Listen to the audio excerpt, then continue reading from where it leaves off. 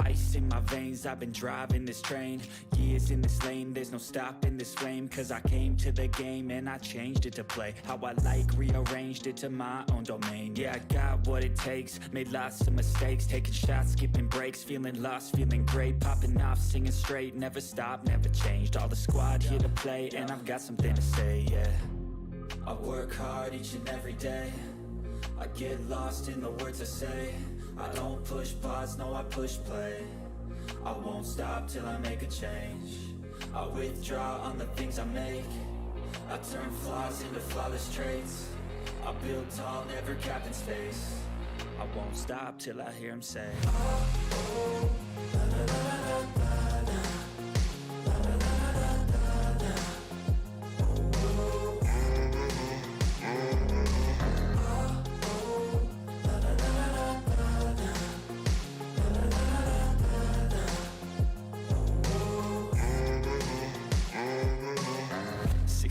And I'm up again. I got tired eyes, need a cup of blend. That's right, in the AM, that's my only friend. No light, just the sun coming up on the horizon. I lose track of time, yeah, I move fast and climb a new class divine, yeah, true passion shines. And I'm through passing time, I choose stacking dimes. You snooze half the time while I move passing by. I work hard each and every day, I get lost in the words I say. I don't push pause, no I push play. I won't stop till I make a change. I withdraw on the things I make. I turn flaws into flawless traits. I build tall, never capped in space. I won't stop till I hear him say, oh, oh, la, la, la, la, la, la.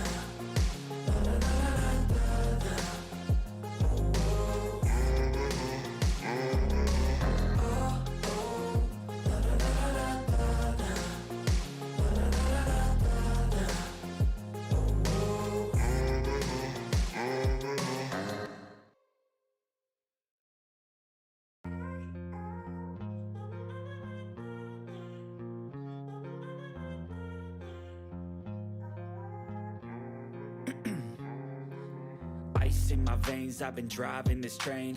Years in this lane, there's no stopping this flame. Cause I came to the game and I changed it to play how I like, rearranged it to my own domain. Yeah, I got what it takes, made lots of mistakes, taking shots, skipping breaks, feeling lost, feeling great, popping off, singing straight, never stopped, never changed. All the squad here to play and I've got something to say, yeah.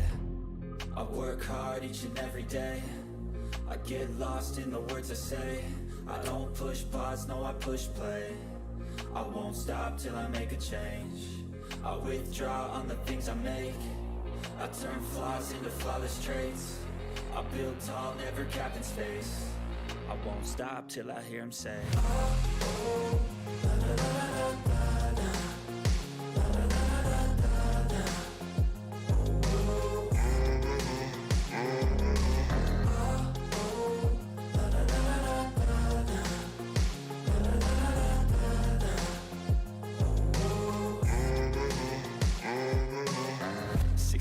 And I'm up again. I got tired eyes, need a cup of blend. That's right, in the AM, that's my only friend. No light, just the sun coming up on the horizon. I lose track of time, yeah, I move fast and climb a new class divine, yeah, true passion shines. And I'm through passing time, I choose stacking dimes. You snooze half the time while I move passing by.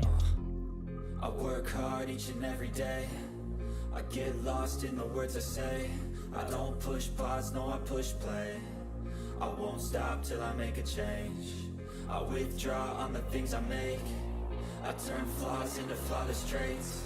I build tall, never capped in space. I won't stop till I hear him say, oh, oh, la, la, la, la, la, la.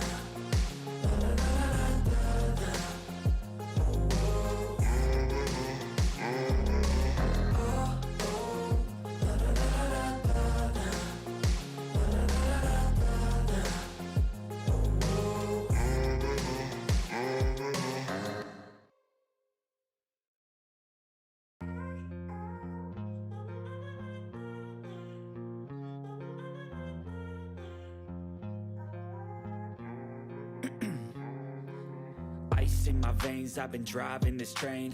Years in this lane, there's no stopping this flame. Cause I came to the game and I changed it to play how I like, rearranged it to my own domain. Yeah, I got what it takes, made lots of mistakes, taking shots, skipping breaks, feeling lost, feeling great, popping off, singing straight, never stopped, never changed. All the squad here to play, and I've got something to say, yeah.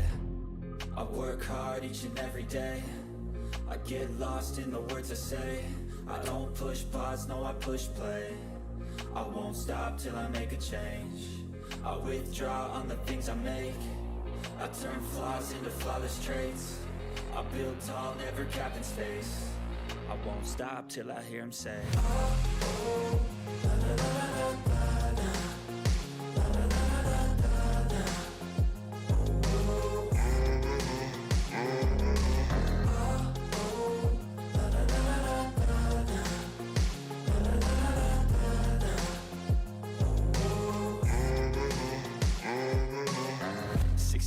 And I'm up again. I got tired eyes, need a cup of blend. That's right, in the AM, that's my only friend. No light, just the sun coming up on the horizon. I lose track of time, yeah, I move fast and climb a new class divine, yeah, true passion shines. And I'm through passing time, I choose stacking dimes. You snooze half the time while I move passing by.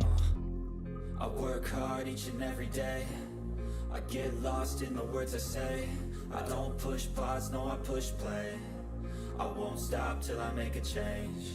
I withdraw on the things I make. I turn flaws into flawless traits. I build tall, never capped in space. I won't stop till I hear him say, oh, oh, la, la, la, la, la, la.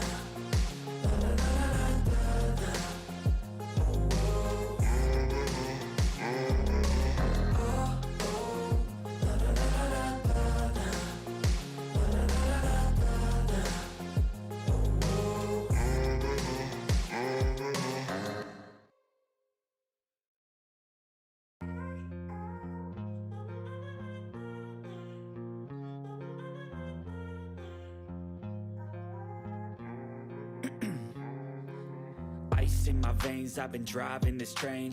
Years in this lane, there's no stopping this flame. Cause I came to the game and I changed it to play how I like, rearranged it to my own domain. Yeah, I got what it takes, made lots of mistakes, taking shots, skipping breaks, feeling lost, feeling great, popping off, singing straight, never stopped, never changed. All the squad here to play, and I've got something to say, yeah. I work hard each and every day, I get lost in the words I say. I don't push pause, no I push play. I won't stop till I make a change. I withdraw on the things I make. I turn flaws into flawless traits. I build tall, never capped in space. I won't stop till I hear him say, oh, oh, la, la, la, la, la, la.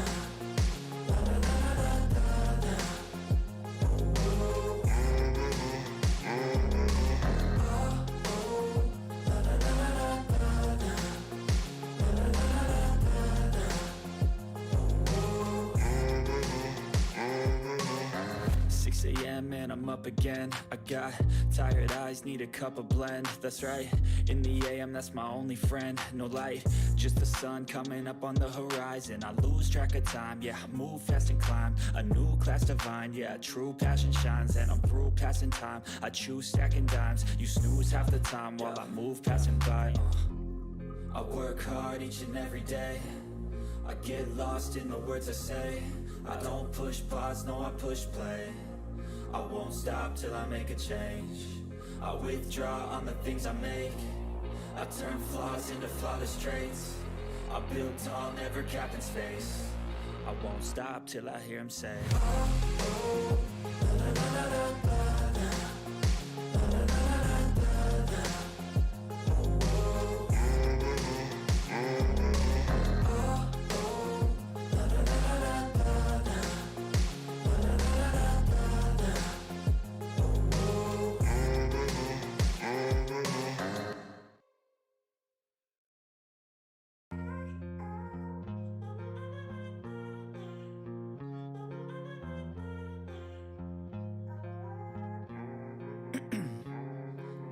Ice in my veins, I've been driving this train. Years in this lane, there's no stopping this flame. Cause I came to the game and I changed it to play how I like, rearranged it to my own domain. Yeah, I got what it takes, made lots of mistakes, taking shots, skipping breaks, feeling lost, feeling great, popping off, singing straight, never stopped, never changed. All the squad here to play, and I've got something to say, yeah. I work hard each and every day, I get lost in the words I say. I don't push pause, no I push play.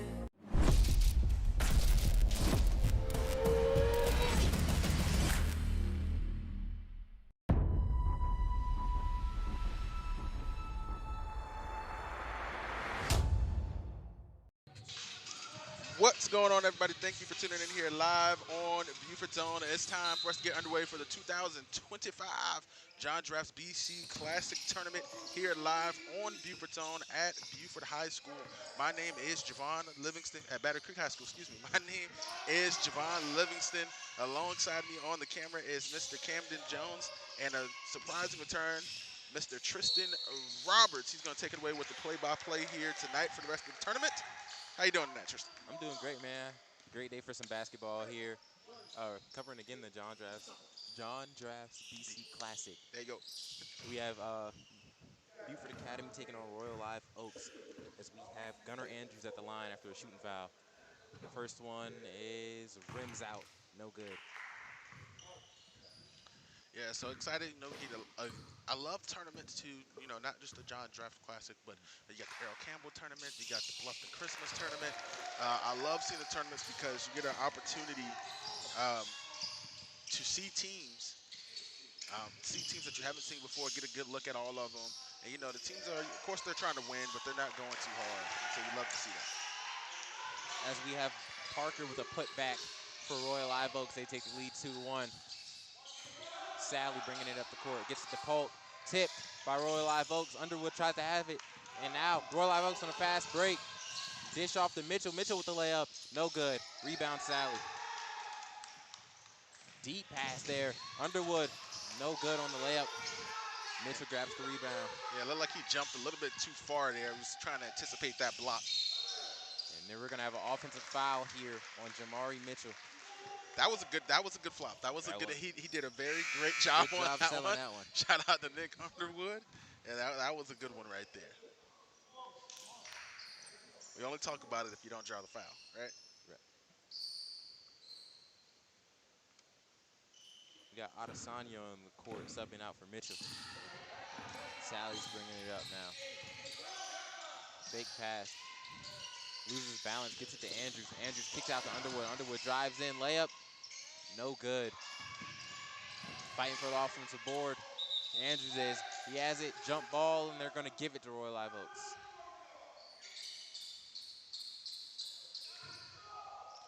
That was always interesting. A little bit of a quiet gym here right now, and it's always interesting. You know, they come for the one-on-one competitions, but usually when there's a tournament, for some reason, it's like the fans don't show up as much, which is interesting to say the least. Fast break here by Underwood. Layup, no good. Sally gets the rebound, puts it back up. No good either. Rebound Knights. Fighting for it on the ground. Jump ball, and it's going to be given to Beaufort Academy. But yeah, as you were saying, it's just like, seems like always day one of the tournament. Unless like there's big teams playing, there's not really a lot of fans that show up for it. So I don't know. Like they'll show up for, of course, Beaufort High, Battery Creek, but then Battery Creek's hosting a tournament and nobody's here. Yeah, and for me, I talked to Coach Brown, and you know there was a lot of with the teams that were further away last year, but this year a lot of the teams are closer. You know, because you got 3 days and they're coming after school in the last couple of days for Christmas break. So even with Royal Live Oaks coming from Hardyville, catching that traffic on the way in, that construction out there near Margaritaville, things like that. So they got here kind of at the last second. But the travel was a big thing. But now you get to the point where you got this first game, and I'm surprised that these teams were, you know, the Academy's right across the water. Royal Live Oaks is right down the road, across the water as well, I guess in a different direction, right? Yeah. So one from the north, one from the south. But it's, you know, it's surprising that the team, you know, the fans don't show up, you know, even if you just watch your team's game and, you know, go home. Beaufort Academy misses both free throws, but they get the offensive board. Sally gets it to Andrews. Andrews for 3. No good. Rebound Knights. Stewart switching it up court. Survey in the defense. loses the handle on it. Going to be a backcourt violation. BA's ball. But I want to talk on something with BA for their shooting percentages. It wasn't really surprising. I guess you could say it's surprising because, you know, normally free throw is just a gimme. But they're shooting 61% from the line as a team. Underwood himself shooting 59%. So they're not really that much of a consistent free throw shooting team. If you could say Sally with a nice Euro step into the floater for 2. Yeah, and you know, in high school basketball, that's one of the main things, right? You want to talk about the girls' game, it's very dependent on free throws and layups, right? Then you get to the boys' game. The boys' game, a lot of them, they can make a lot more mid-range, three-point shots, you know what I'm saying, at this level. But that line, that free throw line, just at the high school level in general, is really tough. And you can win a lot of ball games. If you can get that number up to around 70, 75%, you have a lot more chance to win a lot of games, especially close games. Elmore kicks out to Stewart. They can't find anything. Down low to Parker. Parker loses it. Kicks it back out to Elmore. Elmore for 3. No good. Open Rebound, shot. Sally. Open shot. He's got to make that one. Sally gets it to Underwood. Underwood cuts in, drives, floater. Nice touch on the floater for 2. And like to see him get one going. He's had a couple of trips towards the basket, kind of one in transition and one where he got the ball wide open there. Stewart, pull up 3. No good. Sally with the rebound. Sally gets it to the leading scorer, Polk. Or second leading scorer, averages 16.5. Polk with the floater, and it's good. Count it. That was a beautiful play right there by Polk, right there. Going baseline. Looks like he was going to think about coming back out towards the 3 to try to clear out. He was almost running out of real estate. That last second, quick hand, almost Steph Curry-like right there. Just real quick, just a real quick, real dangerous. Got it up there and able to get the bucket. Polk, an 80% free throw shooter. And he shows it right there, converting the and 1. Let's say 80%, he's carrying that free throw percentage. Sure is. Stewart trying to do some work on Sally. Drives in, loses the ball. Underwood with the steal. Fast break opportunity, gets it to Andrews. Andrews puts up layup, foul. And he is going to head to the line to shoot 2. And these fouls for Royal Live Oaks is adding up very fast. They're already 14 fouls for them right now. They're about to head into the bonus in the first quarter. And halfway through, usually if you do get it 1 or 2 minutes left, in the quarter, that's expected. Sometimes with rough quarter, but with over half to go, if they get another one here in the next 20 seconds, they get a half a quarter with this team in the bonus. And if their main ball handler is Polk, and he's 80% from the line, then you get in a dangerous situation. Shuford is subbing in for Sally. Underwood, Fripp is coming in from Underwood here for the Eagles.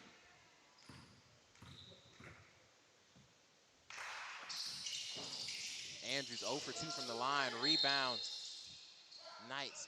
And it's going to be a foul on BA. Looks like that's Jalen Coltrane on the foul. Stewart bringing it up court. Finds his man on the wing. Shot sub, and it's banks in.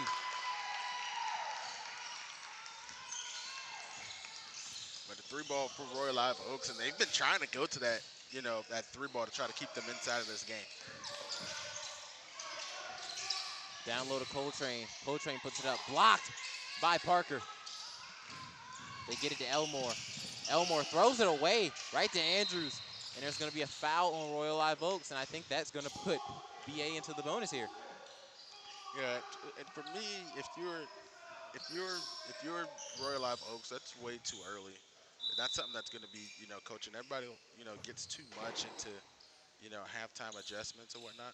But that's a quick conversation when you go into the locker room. Like, hey, man, we got to be careful with our hands.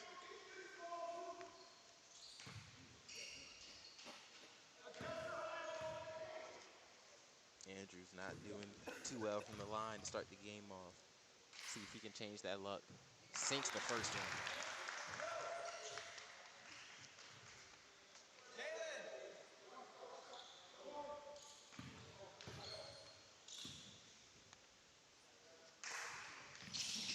Goes 2 for 2 from the charity stripe. And it's going to be a foul on BA as soon as the inbound happens. Both teams very, I won't say sloppy, but very physical to start the game off. Well, that comes to me. That comes from one of two things, right? One, early game, so both of these teams are getting here straight after school, and then also Royal Live Oaks was a little bit later. They got here, after the start of game time, and they got a shorter warm up, and so now they're just trying to get going. You know what I'm saying? So one team was kind of just waiting around, one team was being rushed, and so they'll probably settle down around the second quarter. Stewart called for a travel there. Now BA's pushing the pace. Andrews stops, trying to make something work, drives in, and there's going to be a foul on Parker. And that's going to send Andrews back to the line. BA doing a great job, though, being aggressive. Now that they know that they're in the bonus, being aggressive, driving to the paint, trying to get Royal Live Oaks to draw those fouls. Well, if you know you can get them, it's one of those things that you just go ahead and take them. At the NBA level, they talk about SGA drawing a lot of fouls and him being a free throw merchant and all of those things. Well, it's the same thing. It's just smart basketball. If you know they're going to foul you, you can get that foul call. Now, granted, he might get a little bit of superstar freedom, but He if you for know sure you're has going a to get those superstar free throw whistle. calls, why not? Very physical rebound there by Parker. Elmore pushing the pace. Layup foul, and he almost had the bucket. They're going to call a blocking foul, and he's going to go to the line to shoot two. What a finish that would have been if that actually rolled in. Yeah, hard fouls. You love those. I love when they drive into the basket, being aggressive. I think a lot of time I'm one of those old school guys. Too many threes. If they're falling, I shut up. But a lot of times I shut up. There's nothing you can say because that means you can do it. But sometimes you get early in the game, and I understand sometimes you have to shoot through those slumps. You know, but if you're consistently shooting and your whole as a team, not just one player, as a team, you're like 0 for 5, 0 for 6. Gotta switch it up. Gotta switch it up. Elmore can't get either to convert. Polk is back in the game. Fripp bringing the ball up court. Fripp crossover, drives in, trying to get the ball out, and it's stolen by the Knights. And he got stuck there and realized it too late. Stewart now going to take his time, gets it to Elmore in the wing. Elmore drives in, getting double team. Nice pressure there by BA. Kick to Stewart, back to Parker. Parker layup, and it's good. Nice extra pass down there to be able to make that bucket. Sally, great job. Excuse me, Stewart. Sorry. Fripp gets the Shuford on the wing. Andrews back to Fripp on the other side. Fripp dumps off to Coltrane. Coltrane, and he's going to be fouled.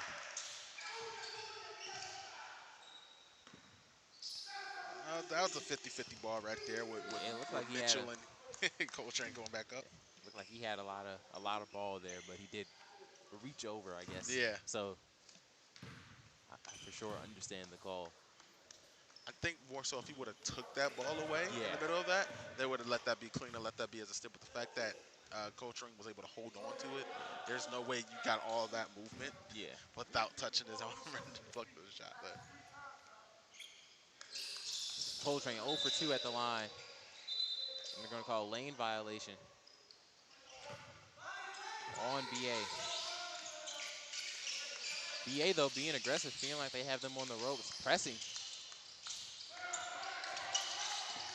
And they got to get this ball up court.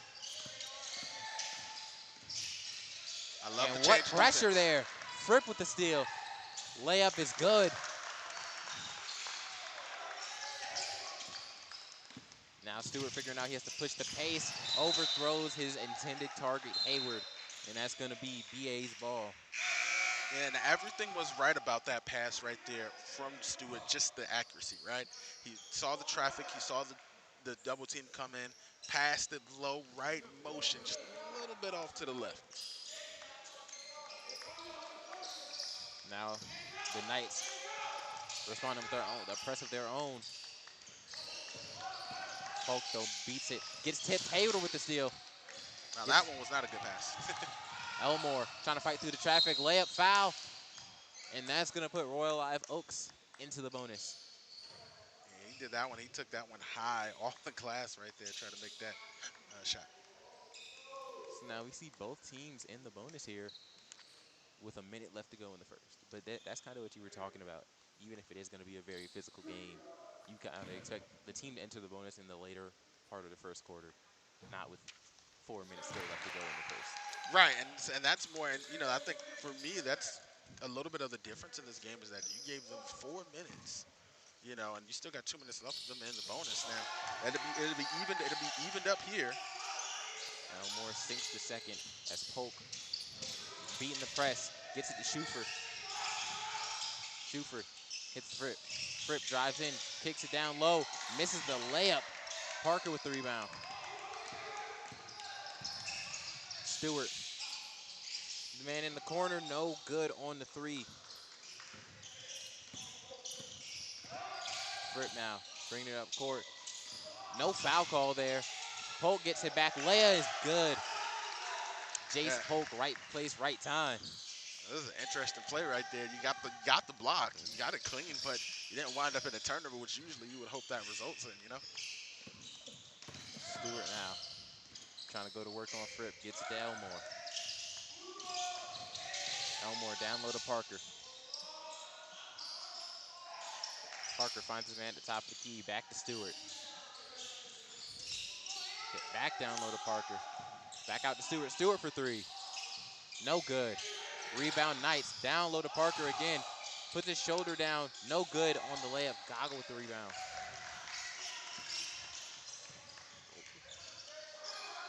Polk down to Schufer. Schufer for three. It's good. And that's something right there that opens up this game a little bit, a little sigh of relief if you're Beaufort Academy. Fripp ripping the ball out. Down to Parker. Parker to his man in the corner.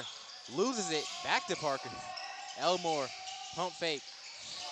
Loose ball here. They're fighting for it. And jump ball heading to BA. BA's done a great job forcing turnovers so far in this first quarter. Yeah, and it's just being aggressive. And, Coach Andrews, he talked about having another year, in control of this boys varsity team.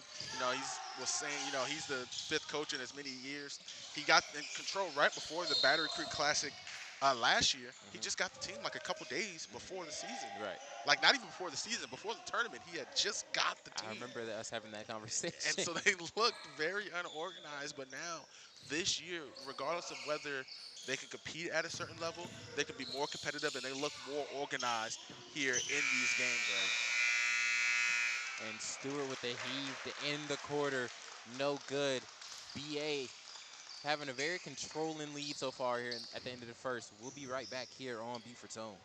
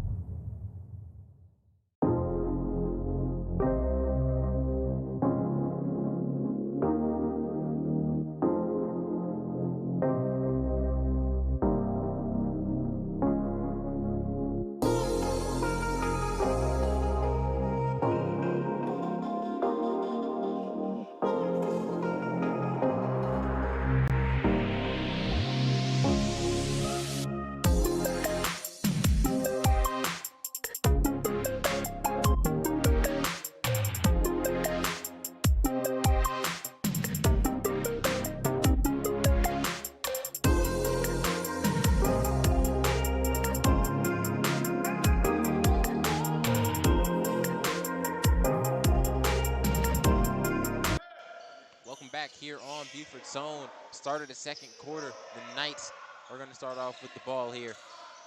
What did you kind of see? We kind of talked about it, but what are your takeaways from that first quarter?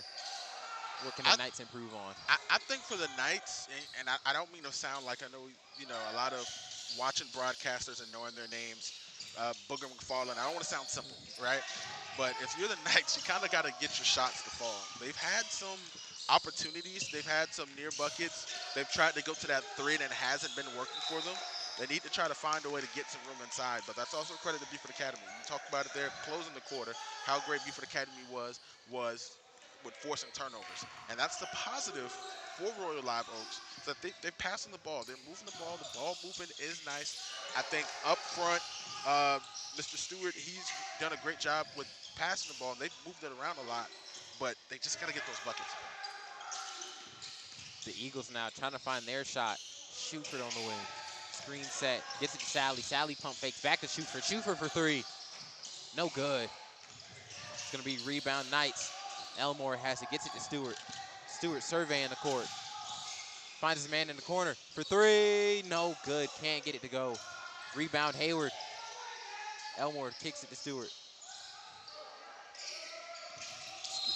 And they're going to call a illegal screen on the Knights. That's one of those things. They were able to get the ball. They played solid defense. They give up a three-point opportunity there, but they get the rebound. They play it back. They go the opposite way. But their first shot is to go to that three. They got to find something in that half-court set. It can't be just come down, kick it to one person, and then shoot a three. They got to find something in that half-court. Shuford passes out of the double team. Kicks it all around the wing. Sally with the floater. It's good. Sally is really stepping up for them here. Stewart gets it at the half court. Kicks it out to the corner. Dangerous pass there, tip. Shuford steals it. Shuford puts it up, no foul call. Nice block there by Elmore. Elmore gets the rebound. Sometimes you got to wait for your help, Shuford. He's done a great job in this game, but that's one of those things where you got to wait for your help. And that's going to be out of bounds on BA after a very, very strange possession there. Yeah, there was a lot of motion going on, and he tried to save it, but usually you do that when you got a teammate by, and I think he tried to do that, get it off on BA type of thing. Elmore now kicks it to Hayward. Hayward back out to his man on the wing. Resets it up top to Stewart.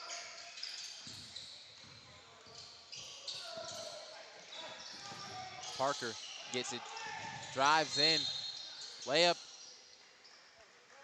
and that's going to be a blocking foul on Shuford.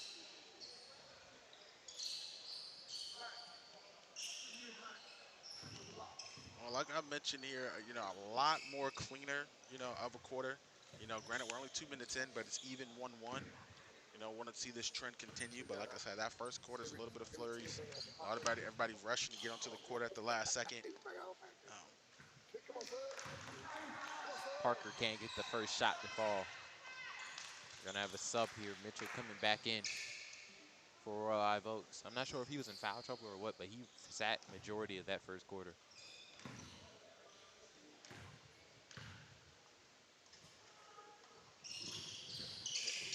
Second shot's no good. Fripp gets the rebound. Now we might need to count that too. Something we can check on during halftime because he did sit for a moment, but it's worked out. That lead's expanded from being really close to 20-9. And there's gonna be a foul on BA.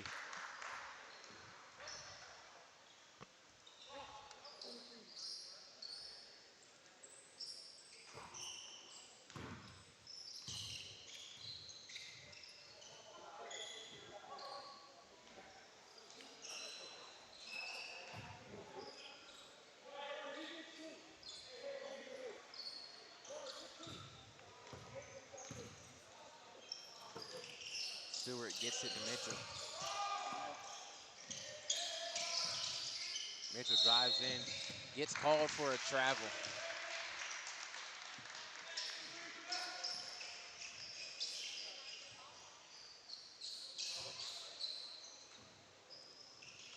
And BA has done a great job defending the paint.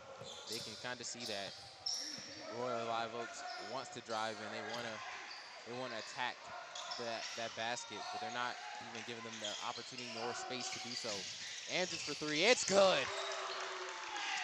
And a little three-point celebration from Andrews. He finally gets one to go down, and that also makes you feel good about yourself a little bit. Mitchell trying to go to work on Fripp. Mitchell loses it. Tries to step through. Fripp with quick hands. Mitchell with the layup and count it.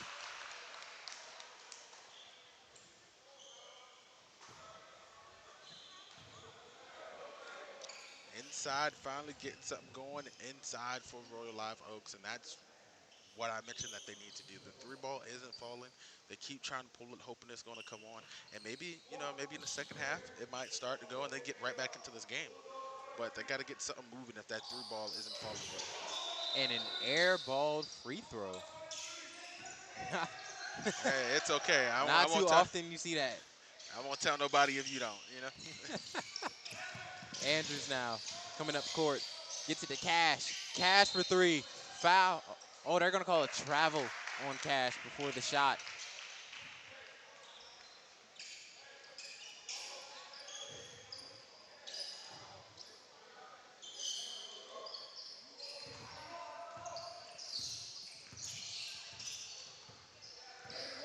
Stewart now. Gets it to Elmore. Elmore finds Parker. Parker gets it to Hayward. Back to Elmore. Stewart now gets it on the wing. Loses it. BA very aggressive defense there. Cash tips it, saves it. Throws it back inbounds. And it's grabbed by Hayward. Mitchell now. Down the low to Parker, and it's blocked. Great defense down low. Now teams even on the block side there. And they're going to call a pushing foul, it looks like, on BA after Parker stepped out of bounds.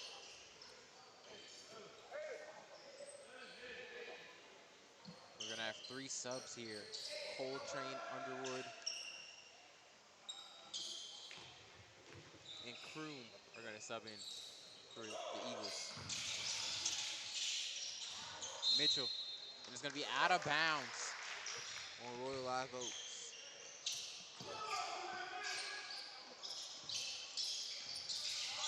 Fripp has it down court past to Underwood.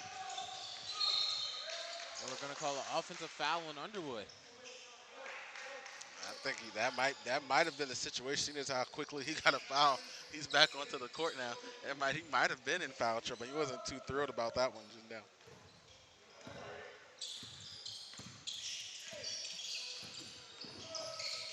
So now Mitchell for three.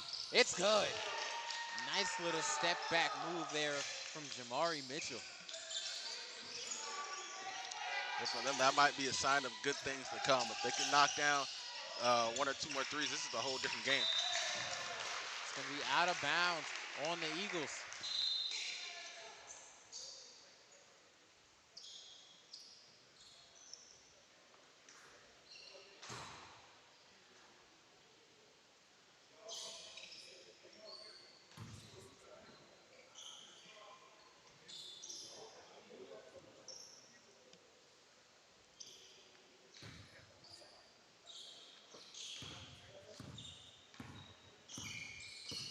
Stewart walking it up court. Gets it to Mitchell. Mitchell finds Stewart on the corner, and they're going to call a travel on Stewart.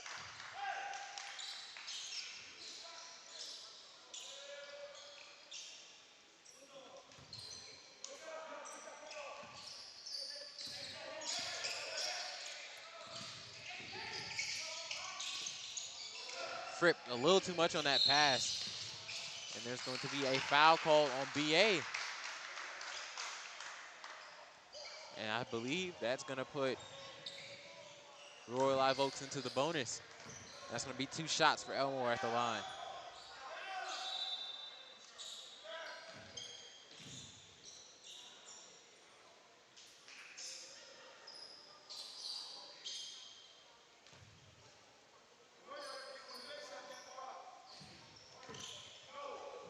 And I believe we have our next game.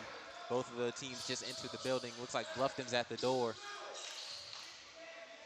And first Preparatory is sitting down in the stands. As Elmore goes 1 for 2 from the line.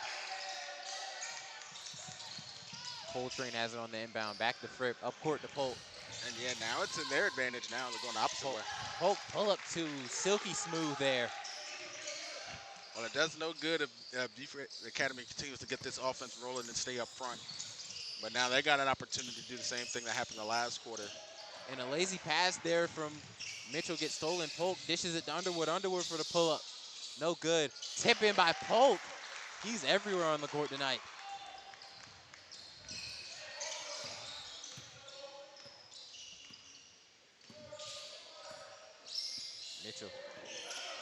Sizing his defender up. Fripp staying on him, though. It looked like he's trying to get to a little ISO ball there for a second. Gets it to Elmore at the top of the key. Elmore drives in. Layup. No foul call. And Fripp is going to have it. Fripp down court to Polk. Polk. And it's going to be a kickball.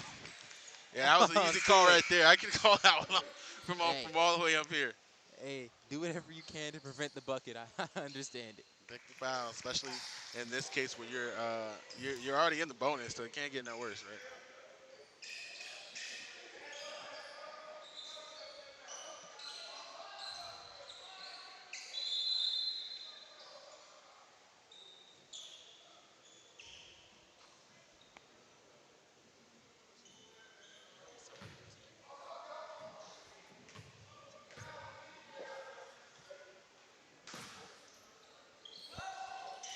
Polk inbound to Shuford. Shuford finds Fripp. Fripp pull-up three. No good. Rebound Polk. And it's good.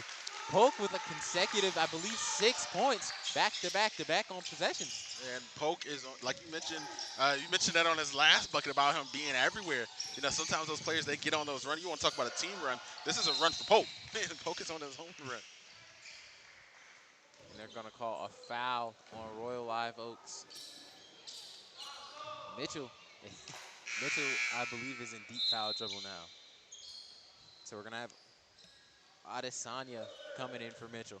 So they lose their main ball handler. Fripp now. Cross jab. Gets it to Polk. Polk for three. No good. Rebound Adesanya. He's in trouble. Tie up.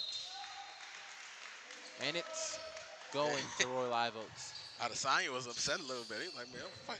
He's like, he's fighting for his life down there. Yeah, that ball. He's like, bro, call the whistle, man. Call the whistle, man. Hayward gets it. Now they're going to trap Stewart in the backcourt. He needs help. Gets it to Elmore. Elmore now loses the ball, but it's going to be out of bounds on BA.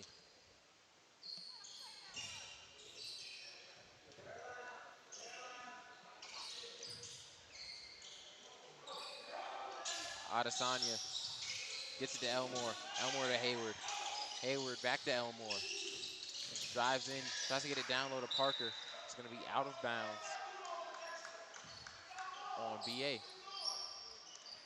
And that's one of those things that, you know, changes the game right there, right? Things aren't going their way, and you see they get frustrated based off the pass, right? It was a bad pass, frustration right there going between Elmore and Parker, and, you know, you walk the other way and it's still your ball. You know, you still got opportunity. You got to get that inbounds pass going.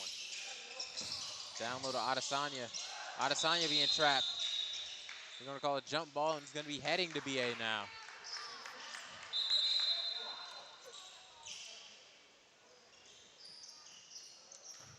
So a little over a minute 30 left to play in this half.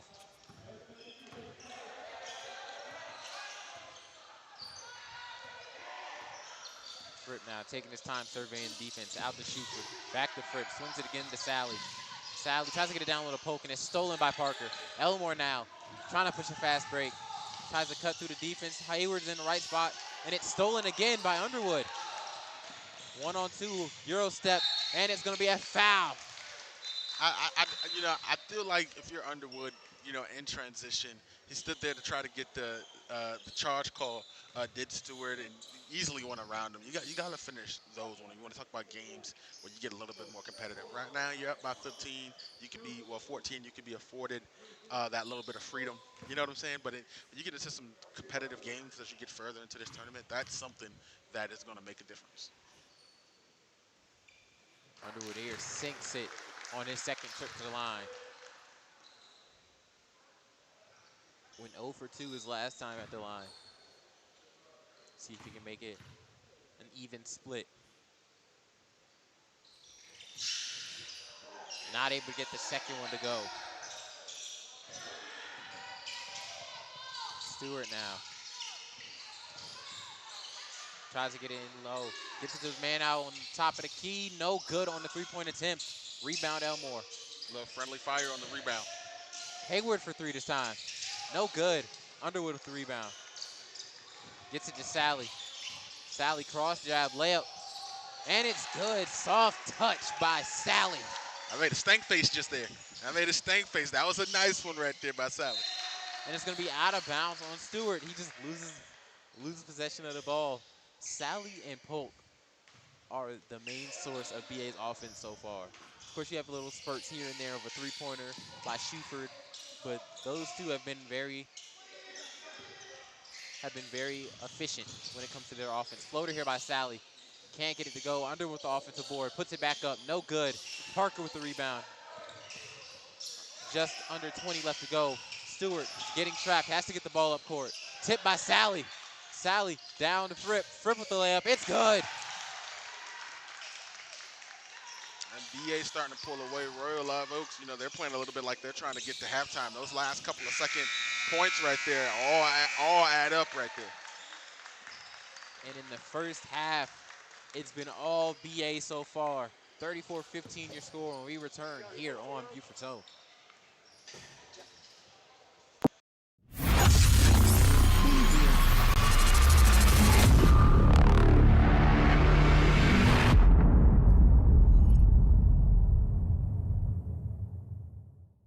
Beaufort is the kind of place you never want to leave.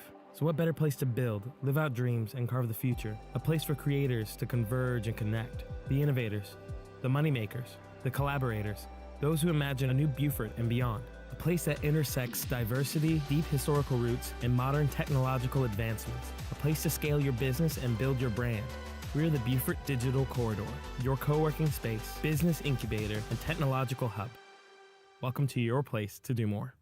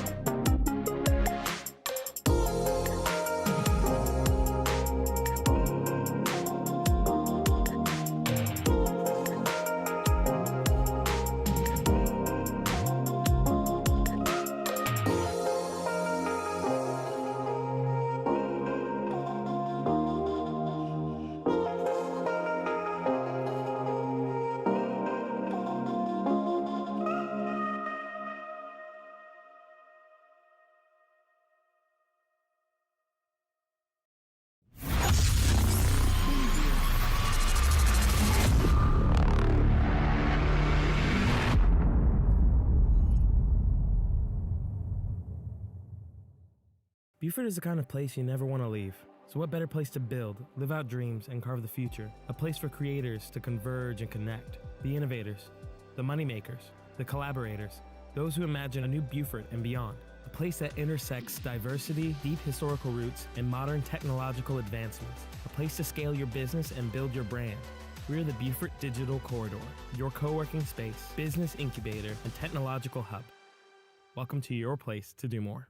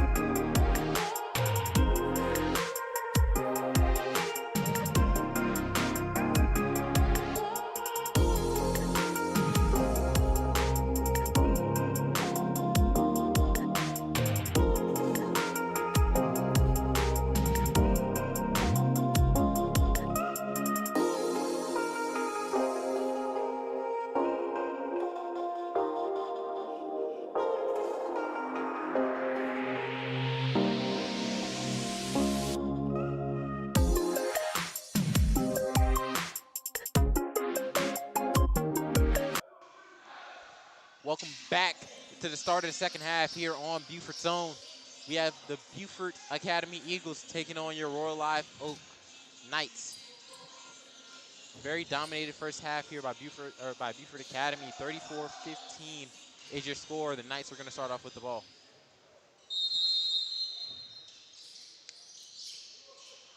Stewart now bringing it up court. Gets it to Elmore. Screen set by Hayward. Elmore getting trapped. Back out to Mitchell. And he missed some time in the first half. I believe he was in foul trouble. And Mitchell drives in. Layup. No good. Can't get it to go. Andrews with the rebound. Now we're going to have Fripp. Fripp to Polk. Polk for three. It's good. Jace Polk continuing his hot start from the first half. Elmore now gets it to Mitchell. Mitchell, nice move there. Kick over to Elmore. Elmore drives in. Floater. Can't get it to fall.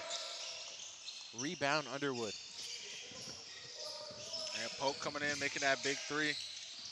Already early, he's showing he's on fire here tonight. Fripp now gets it to Andrews. Andrews back to Fripp. Down low to Underwood. Underwood with the layup. No foul call. Good block there by Parker. Underwood gets it back. And it's a rebound by Mitchell. No good on the shot from Underwood. Mitchell now almost had the ball on the string. Loses it though. Underwood can't get it. Mitchell now tied up. Jump ball is called.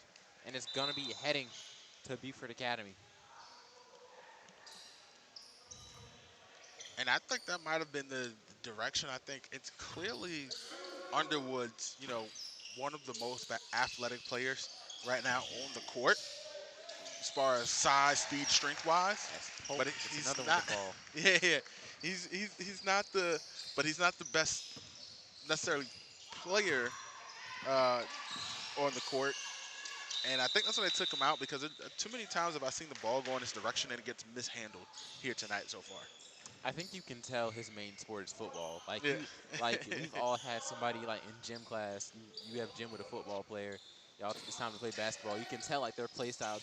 They normally play football. I think you can tell that with Underwood. Good block there by him. And they're gonna call a foul on him. Foul on Underwood, and they're gonna get 2 shots to go.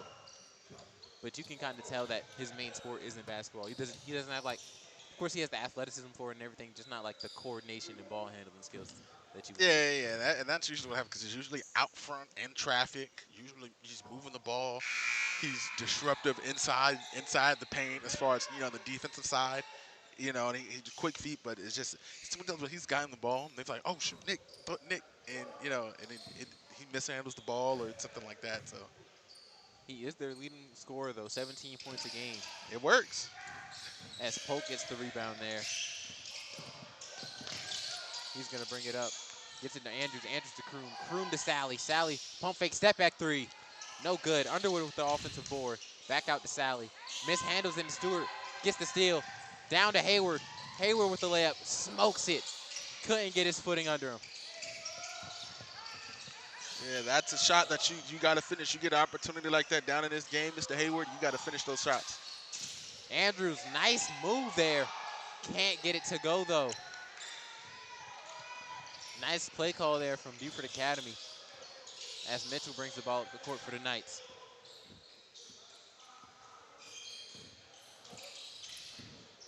Mitchell, nice left-handed lay, can't get it to go. Stewart with offensive board, taken away. Gets it back on the loose ball.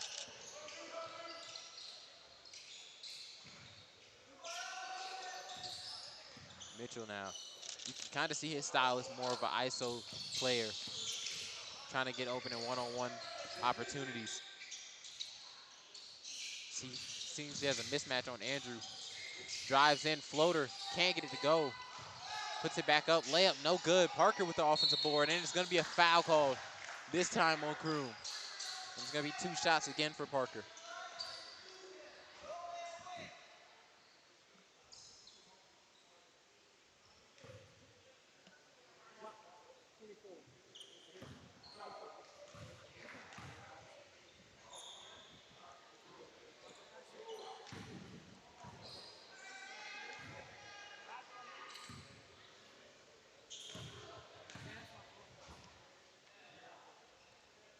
Second shot, good to go here for Parker.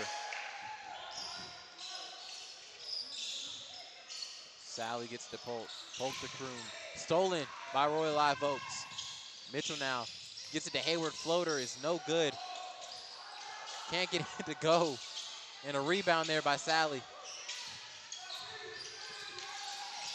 Sally fits in through the window. Sally gets it to Andrews. Andrews steps into a 3. No good. Rebound Kroom. Back to Polk. Polk for 3. It's good. Jace Polk on a heater tonight. There goes that man.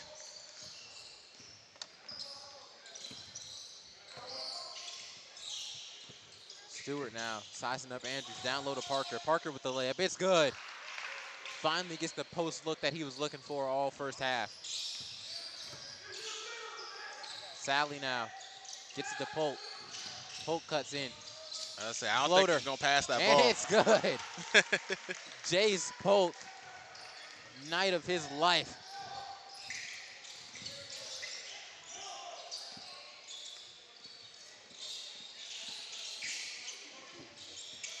Mitchell drives in, layup, can't finish it. Parker with the rebound, puts it back up, no good. Mitchell there for the offensive board and loses it, but it's gonna be out of bounds on the Eagles.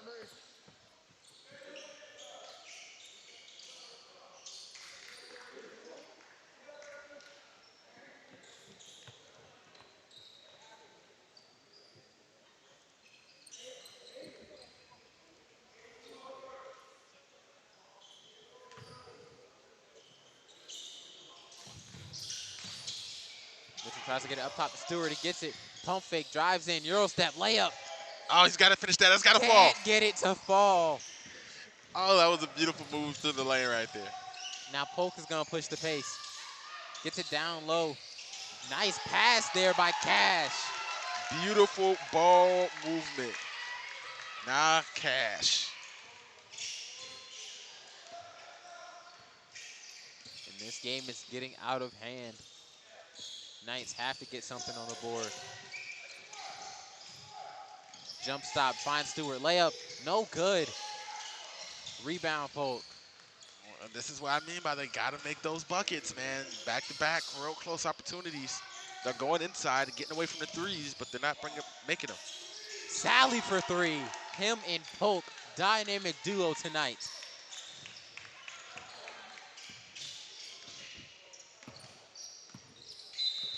And there's going to be a full timeout called by the Knights as we'll return here on Beaufort Zone.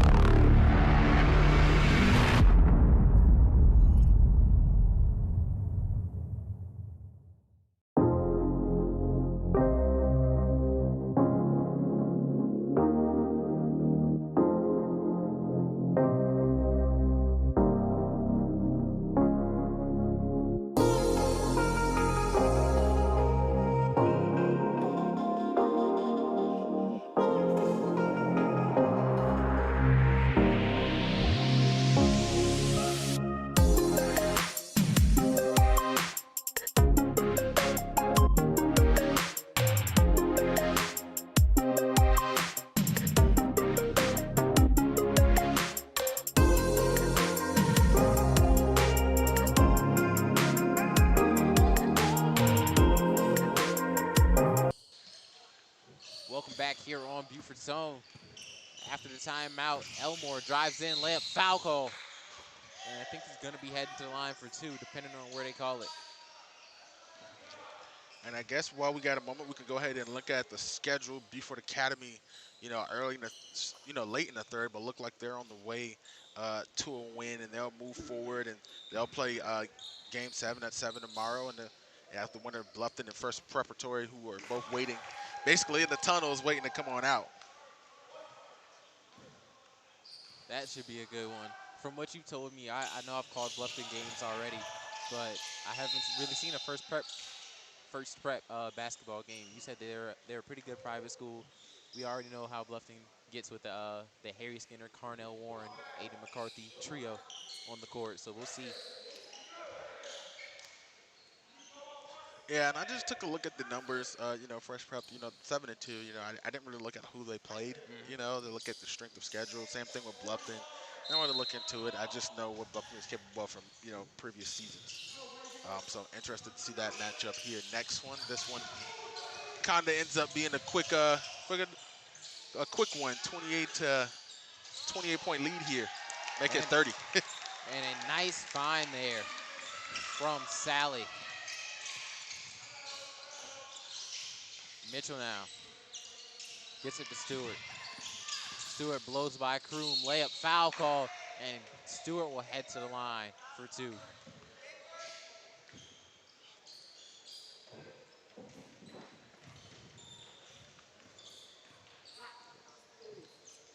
And a newer school, and this is the tale of two things. I think Beaufort Academy, a longer standing, um, private school, has been around for a long time playing in that Skiza.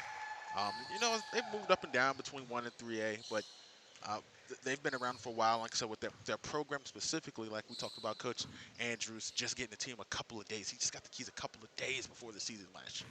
Now they're in the second year under his tutelage with a full off season, right? And then for Royal Live Oaks, they're the opposite. They're smaller. They're just getting into athletics. They're 1A. They've done great. They've played some great soccer.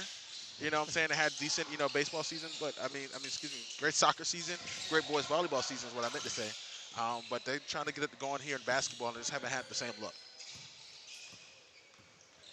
Royal Live Oaks gets 2 offensive boards here to continue this possession. Mitchell finds Elmore. Elmore drives in, step back 2. It's good.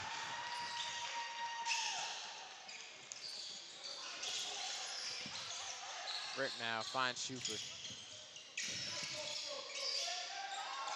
Shoofer gets to the Google. Fripp steps into a three.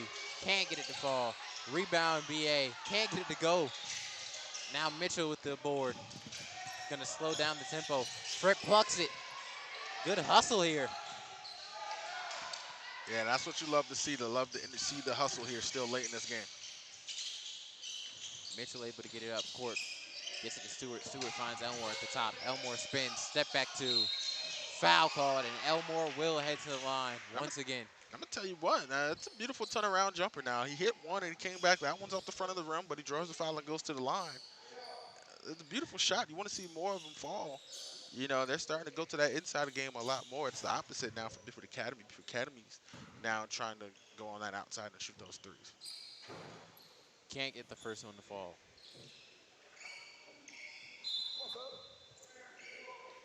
I wish I could go more in depth on the Royal Live squad, but there's not really any stats on Max Preps in order to. Well, you know, they're, like I said, smaller school. They're right there at the the end of John Smith in Hardyville, probably about 25 to 30 minutes away from here.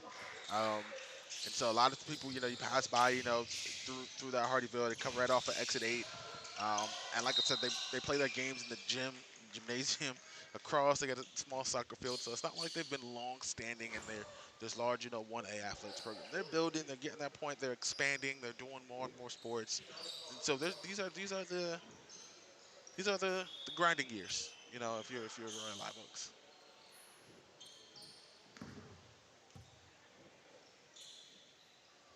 Foul called here on Stewart. As you see, he's grimacing in pain.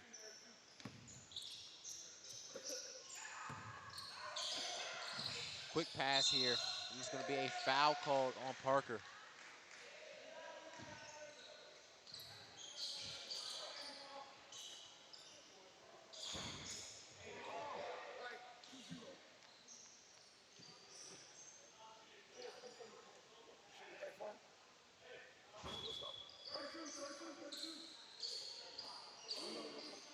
They're going to call it on the floor. Or is he heading to the line? Confusion here.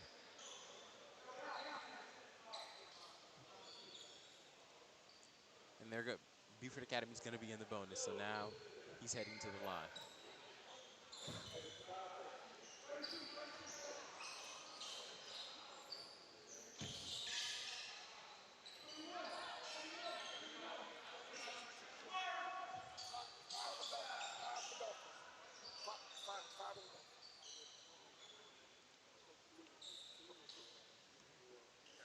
There's confusion here trying to figure out if BA is in the bonus or not.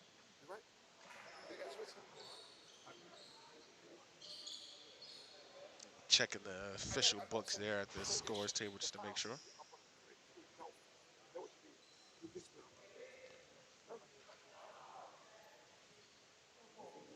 On the floor. It should be foul on the Dolphins.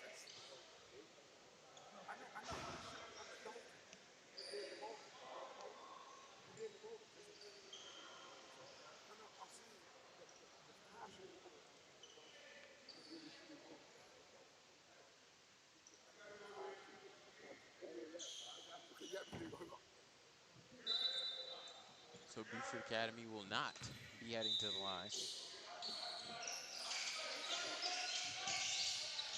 Inbound to Fripp. Fripp gets it to Shuford. Shuford to Sally. Sally jab step. Back out to Shuford. Sally looking for a shot. Crossover, floater. Blocked there. And Mitchell now bringing it up court. Parker on the layup. Can't get it to go. Parker puts it back. No good. Gets his own board again, and there it goes. Third time's a charm there. And listen, that was beautiful effort right there. He took 3 times to get it back up, never gave up, and was able to get the bucket. Pull up 3 for Fripp, and it's good. Having the ball. Right before the buzzer. In the third, score is 53-25. Eagles will return here at the start of the fourth here on Beaufort Zone.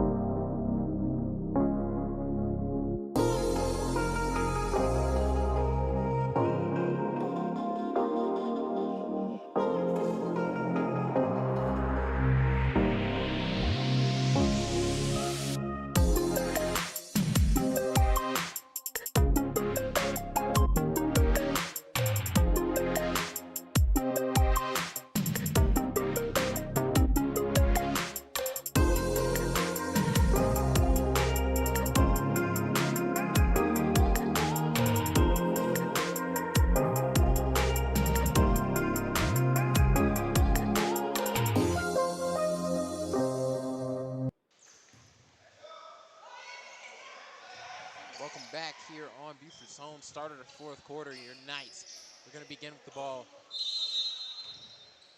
It's been all Beaufort Academy here in this game. Stewart.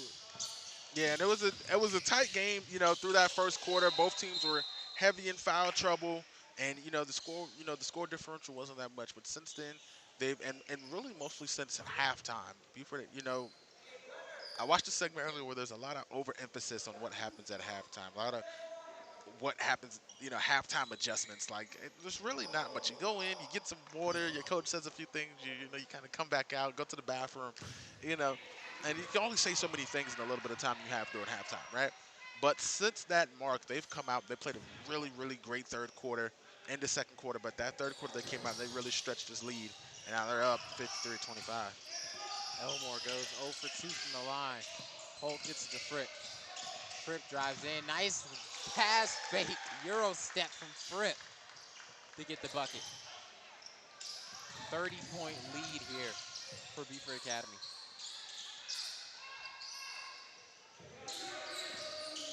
Stewart ignores the screen, drives in, layup, and jump ball by Polk.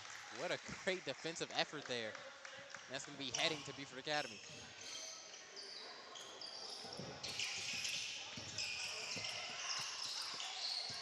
Fripp gets it to Andrews. Andrews out to Polk. Polk, missed pass, and it's going to be out of bounds, heading to Royal Live Oaks.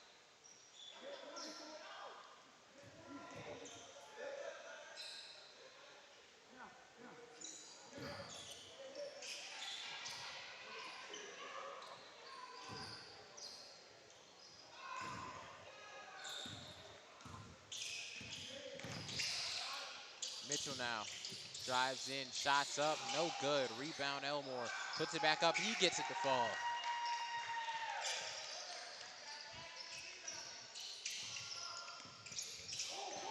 Polk gets it to Fripp. Fripp trying to make it up court.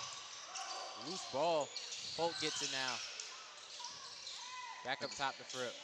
I'd say it's the fourth quarter. It's like, all right, Coach Andrews, you can let Polk take a break. He's on a heater. He doesn't all boy. Polk Okay. from three, can't get it to go. I was gonna say let him get a little bit of break for the rest of the tournament. Let him be done for the night. He's done his enough. damage. He's He's done done his enough. he's done his damage.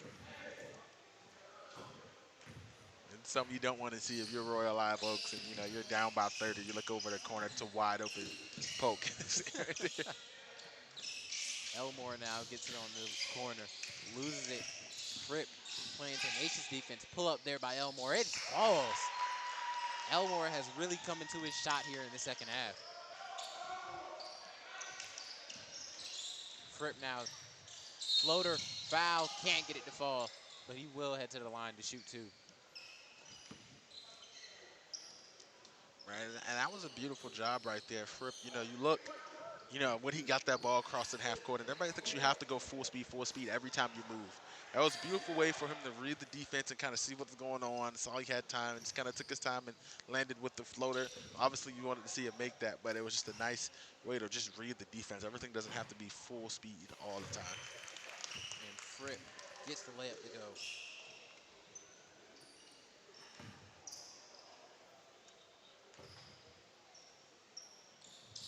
Second free throw is good. I said layup before. I wanted to correct myself. Second free throw is good.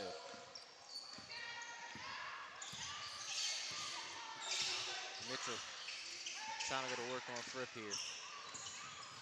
Down low to Parker. Nice pass there by Mitchell. Foul and count it. And I hate when I see these things later, in the game. I think Royal Live Oaks has done a great job. They've been getting some contested shots. They've been getting some and ones. They've been effortless putback, especially on the part of Parker. And even Mark Elmore has been getting to his bag a little bit. Right there near the top of the key, right in between there in the charity stripe. And he's been kind of going to work on that little mid-range jumper. But unfortunately, it's kind of happened a little too late. It's going to be a foul on Elmore, speaking of him.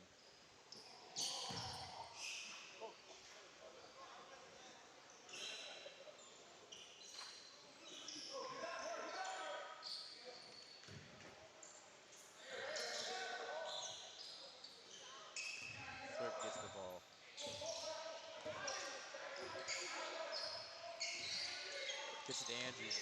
Andrews down low to Underwood. Underwood, 360 layup. Can't get it to go. Mitchell with the rebound. That was a fast pass from Andrews, though, down there.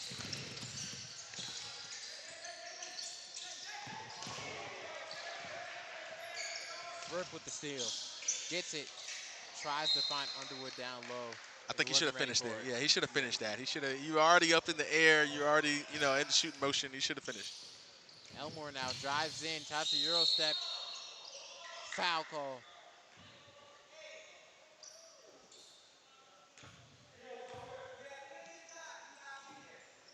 It's gonna head. It's gonna be on the floor. I said that did not look like a shooting foul to me, but Yeah, it was a little. Little early. down low to Parker. Parker layup is good.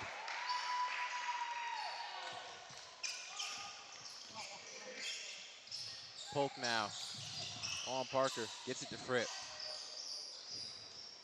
Fripp to Polk. Polk for three. Can't get it to fall. And there's going to be a foul on Kroom. So now Royal Live Oaks getting ready to head into the bonus. One foul away from it. On it.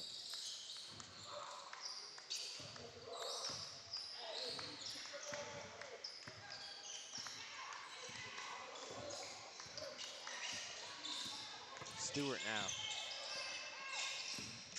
Drives in, kicks out to Elmore. Elmore three.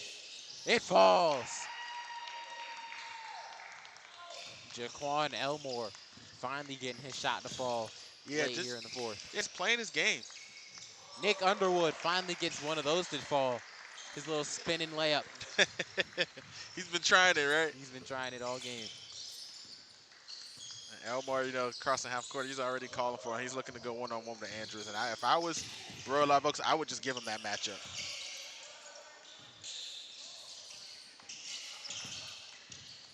Step back two. It falls. Jaquan Elmore getting to his spot and getting the buckets. Gonna be out of bounds. And I tell you what, if you got a guy that can do that, and now granted there are some subs in right now for, they've been subbing in and out here throughout this, this second half, especially in this fourth quarter. But if you got a guy that can go to his bag like that, he's the guy you got to try to get him the ball more often as soon as you cross half court. Andrews finds Polk. Polk drives in. Layup, foul. Can't get it to go, but Polk will head to the line to shoot two.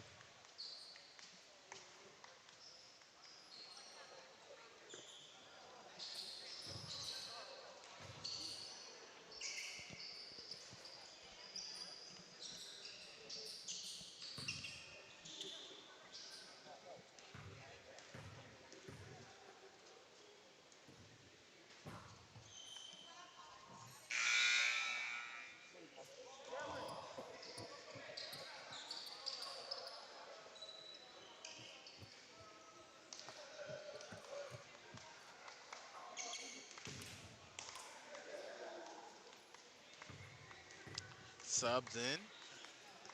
Elmore, one of the key pieces out right now. Gonna take a little bit of a break. Hayward and Dunham looks like to be subbed in for Royal Live Oaks. And Cash just came in for the Eagles. Mitchell bringing it up court. Step through, layup is good. Where was he at? He's been getting the looks, he just hasn't been able to finish his shots. Underwood, layup, absolutely misses it. And there's going to be, looks like a foul on Underwood. Underwood can start a fire the way he smoked that. Jesus. And they're going to be in the bonus, I forgot. So Royal Live Oaks is in the bonus, so they'll shoot two for the foul Underwood committed.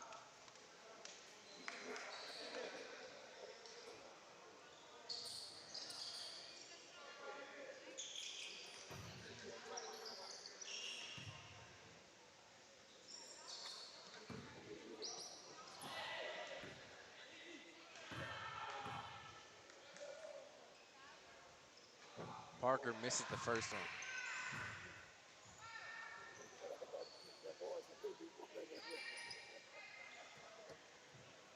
They only got one night. They only got one night here. One night.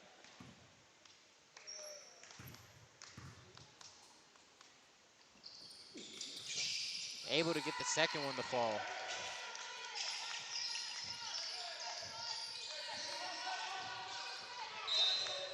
It's going to be a kick ball, and it's going to remain in the possession of the Eagles. You know, I love what I've been seeing from Royal Live Oaks in this second half. Women, we've talked about Beaufort Academy and what they've been able to do so far this season and how they've looked. But if you're, just realized I missed some points on the scoreboard there. It's 60-41. I apologize, ladies and gentlemen. But we've talked about Beaufort Academy and what they've been able to do, but this season. But for Royal Live Oaks, right, first time, you know, looking at them really in person, and I think I like what I've seen from them here in this second half. You know, this lead was over 30 at one point, and, you know, they're still losing, and, you know, obviously the foot's off the gas a little bit if you're Beaufort Academy, right? You're kind of cooling a little bit, but still what I've been seeing in this second half from them, how they've been kind of getting to their spots, kind of playing a game. Elmore comes alive, you know. I love that they've still been kind of fighting here in the second half. Stewart, jab step, drives in, layup, can't get it to go. Same thing like we've been saying. He's been able to get to his spot. Same thing with Mitchell. They just haven't been able to finish it, and that's been the story. As speaking of finishing, Underwood finishes for an and one.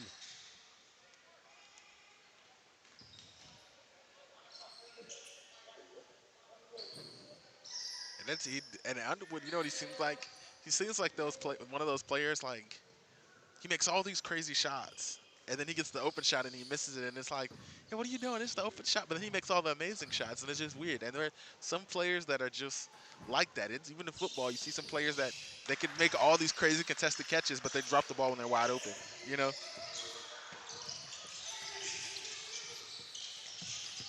Stewart now finds Dunham.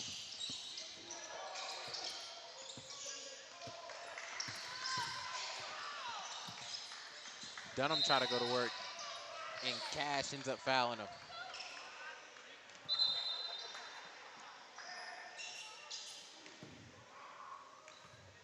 Looked like Dunham was just trying to have some fun there. Tried to play a little iso ball. 2 minutes left to go in the game. And while we're getting set up for the free throws here, just another quick look at the bracket. We got Bluffton and First Preparatory Christian up next here after the finish of this one. Dunham gets the first one to roll in.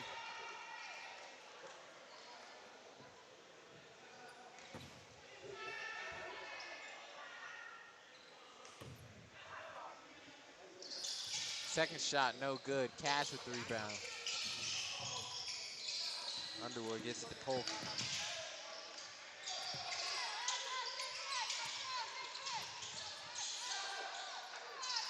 Stolen here by Mitchell. Mitchell dunks it. Showing the ups. Oh, baby. Dunham with the steal. Dunham's losing control.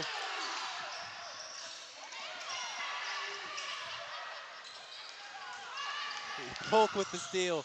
Polk layup, foul call, and Polk will head to the line to shoot two, and it looks like Underwood is down.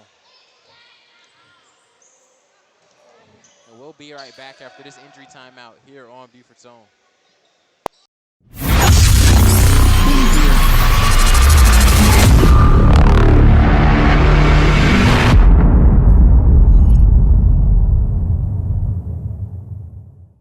Beaufort is the kind of place you never want to leave. So what better place to build, live out dreams, and carve the future? A place for creators to converge and connect. The innovators, the moneymakers, the collaborators, those who imagine a new Beaufort and beyond. A place that intersects diversity, deep historical roots, and modern technological advancements. A place to scale your business and build your brand. We're the Beaufort Digital Corridor, your co-working space, business incubator, and technological hub. Welcome to your place to do more.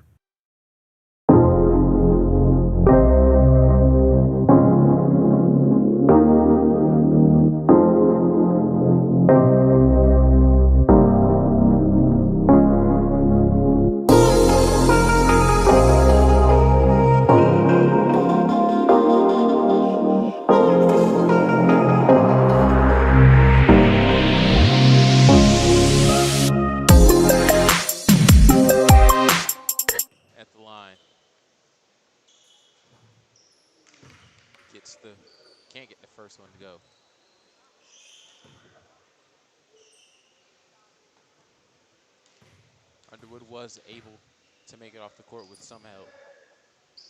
Trainer's looking at him right now. Second shot can't go for Polk. Jump ball heading to Royal Live Oaks.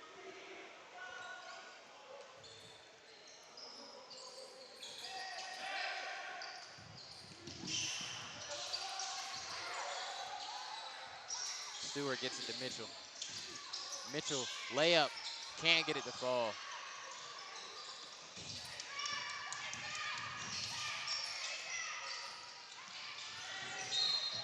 It's gonna be out of bounds on Durham.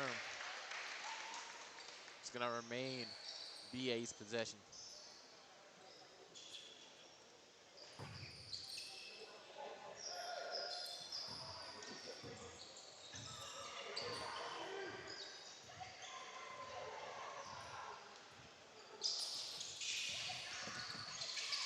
Coltrane trying to go up. There's gonna be a jump ball called heading to BA.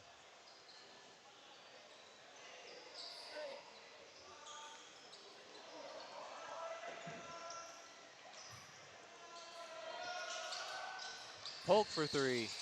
Can't get it to go. Rebound Mitchell. Mitchell now gets it up front to Hayward. Hayward with the layup. It's good.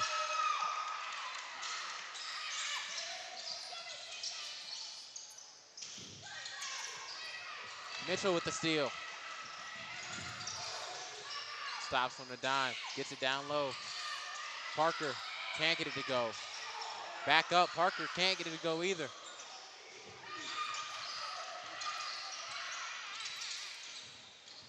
Polk now gets it to Sally.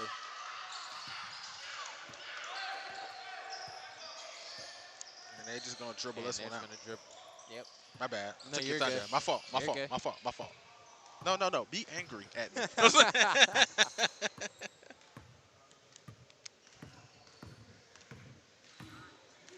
And that will do it. Your Eagles soar to a victory in the first game of the John Draft BC Classic, 63-46. Don't go anywhere. Our second game between Bluffton and First Preparatory Christian is coming on next here on Beaufort's Own.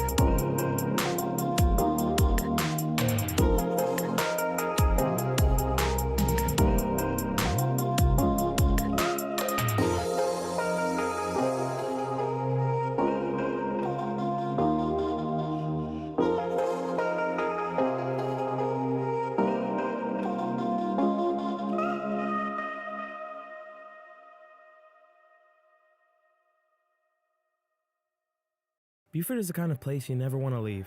So what better place to build, live out dreams, and carve the future? A place for creators to converge and connect. The innovators, the moneymakers, the collaborators, those who imagine a new Beaufort and beyond. A place that intersects diversity, deep historical roots, and modern technological advancements. A place to scale your business and build your brand. We're the Beaufort Digital Corridor, your co-working space, business incubator, and technological hub. Welcome to your place to do more.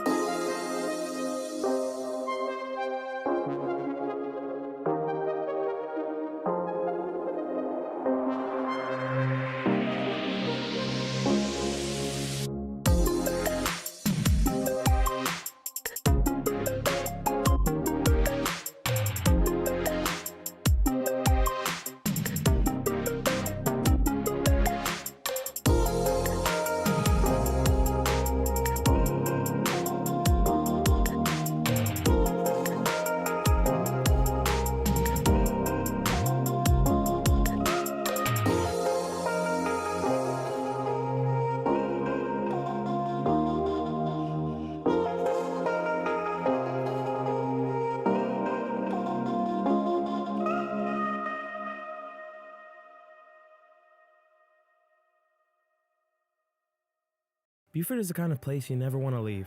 So what better place to build, live out dreams, and carve the future? A place for creators to converge and connect. The innovators, the moneymakers, the collaborators, those who imagine a new Beaufort and beyond. A place that intersects diversity, deep historical roots, and modern technological advancements. A place to scale your business and build your brand.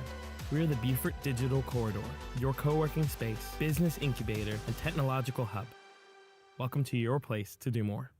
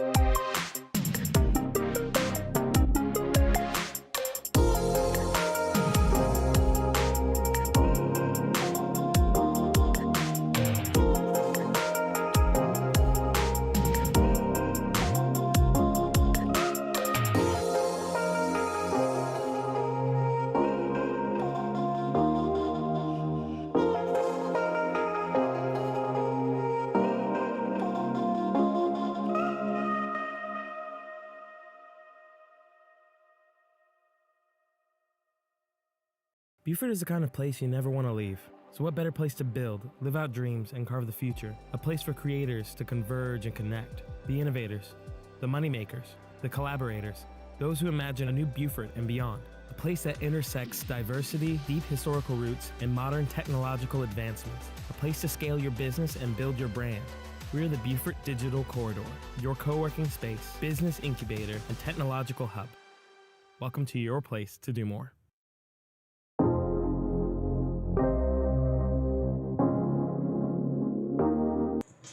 Welcome back here on Beaufort Zone as the start of the second game. The John Dress Creek Classic is getting ready to tip off. We have the Bluffton Bobcats taking on the First Preparatory Christian Academy Highlanders. Bluffton wins the tip-off. Skinner gets it to Ethan Foster. Gets it down low to Carnell Warren. Floater is no good to go. Beaten with the rebound. Benton gets it to Hines. Hines to McLeod. McLeod back to Benton. Clark now. Looks like he's trying to go to work on Gordon.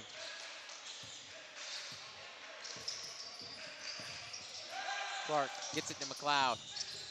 Good half-court defense here so far from the Bobcats. Blocked by Warren. McLeod gets it back though. Back out to Hines. No good. McLeod puts it back up. Can't get it to go. Good offensive rebound in here, but Carnell Warren finally secures it for the Bobcats. You want to talk about a good defensive possession right there for the Bobcats. Warren gets it to Foster in the corner. Back to top. McCarthy down low. And they're going to call a travel on McCarthy.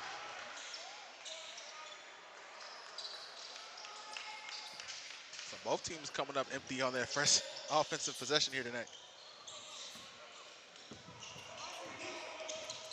Bang, bringing it up to McLeod. McLeod gets it to Clark. Clark to Reed, his first time touching the ball. McLeod drives in, spin around, back to Clark. Clark three, can't get it to go. Rebound Warren. Bluffton has no problem letting him bring the ball up the court. He loses it though, and it's gonna be out of bounds on the Highlanders. Such a unique name, Highlanders. I've never really heard that Well, one before. it's the second time I've heard it, and I've only heard it in the semi-pro circuit. But you talk about high school-wise, that is different. And being the Highlanders, got to find a way to be unique. Clark with a nice full court move. That's a nice first bucket of the night. Coast to coast for Clark.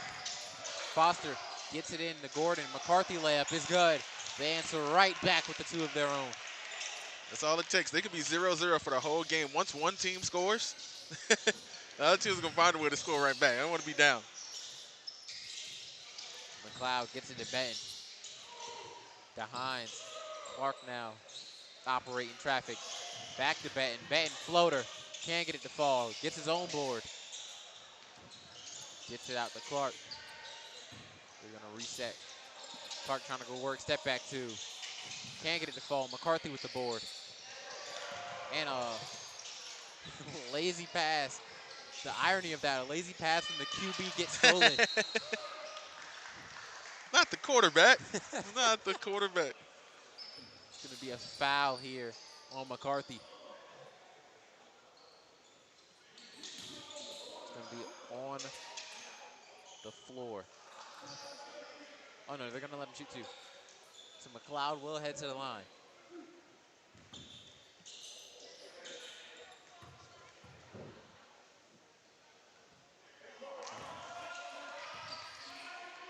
Can't get the first one to fall.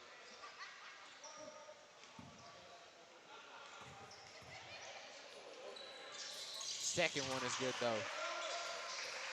1 point lead here for the Highlanders.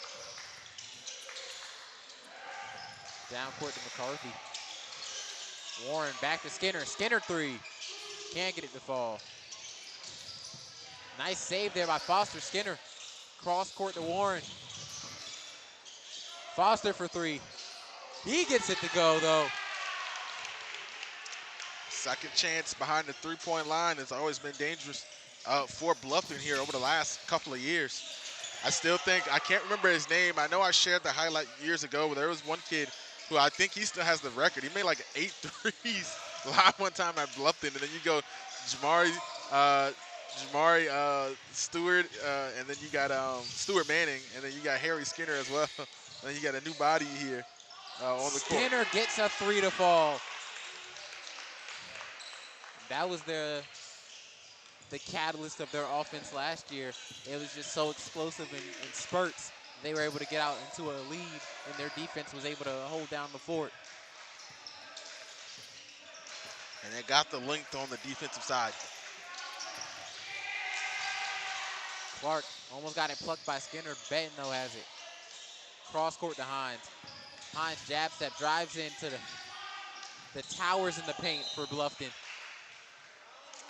You got two high-level recruits there on the football players there in the inside at 6'4" and 6'5". Really inside there, abandoning your defense, and that's good for any basketball team, especially at the high school level. Benton now. Skinner fights through the screen. Reed gets it. Out to Clark. Clark in the corner. Can't get it to fall. And it's going to be a foul on the Highlanders. But yeah, like we were saying, their explosive offense was like what made them Bluffton last year. And the only games we really saw where it was like very close and competitive for them that we streamed was Hilton Head and May River, and those two also have great explosive offenses. So it kind of makes sense that they get tested by explosive offenses. So if you want to have a chance to hang with the Bluffton Bobcats, your offense has to be something great. Yeah, you got to be scored because you know they're going to break through at some point, and in and out right there for Skinner. McCarthy gets the offensive board and puts it back up.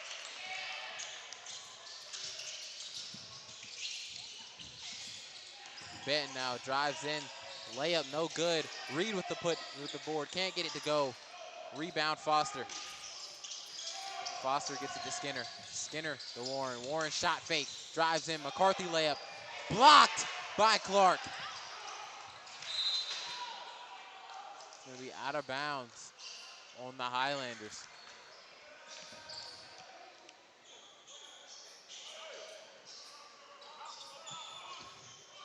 No.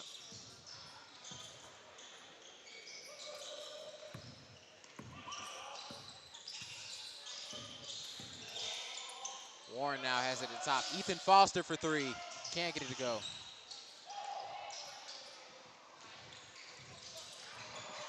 McLeod gets it to Benton. Deep 3. Can't get it to fall. Rebound Bluffton. And I didn't like that selection. The 3-ball hasn't been falling. They've only made 1, and I think that was kind of more of a desperation. McLeod with an acrobatic move in the air to get the bucket. Finally in the scoring drought for the Highlanders. Down low to McCarthy. Nice swat away by Clark.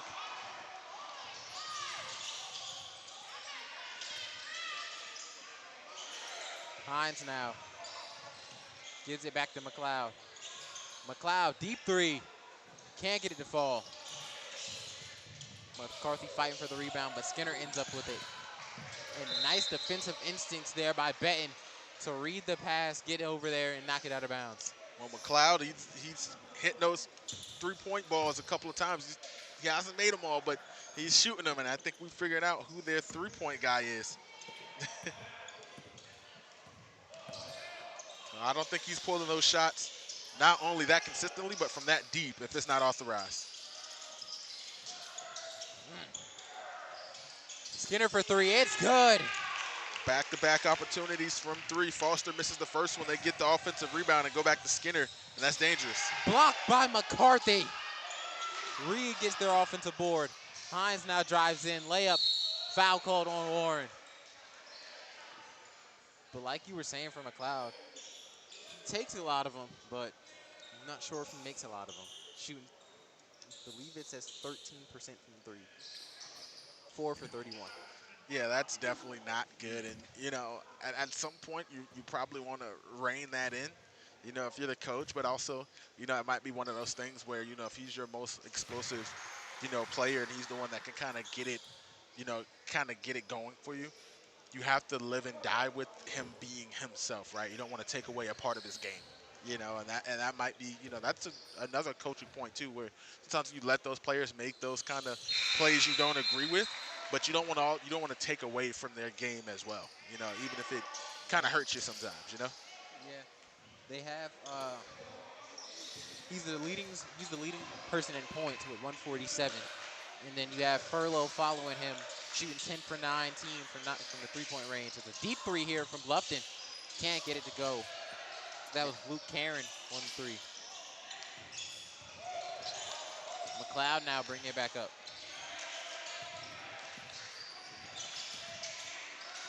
Benton gets it.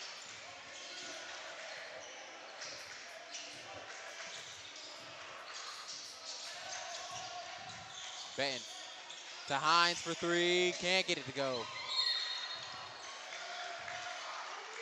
Going to be a foul on the Bobcats here.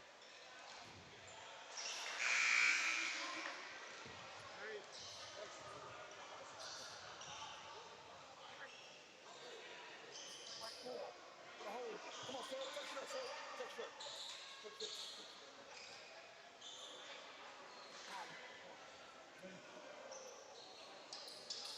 Number 15, Elijah Barlett's going to sub into the game.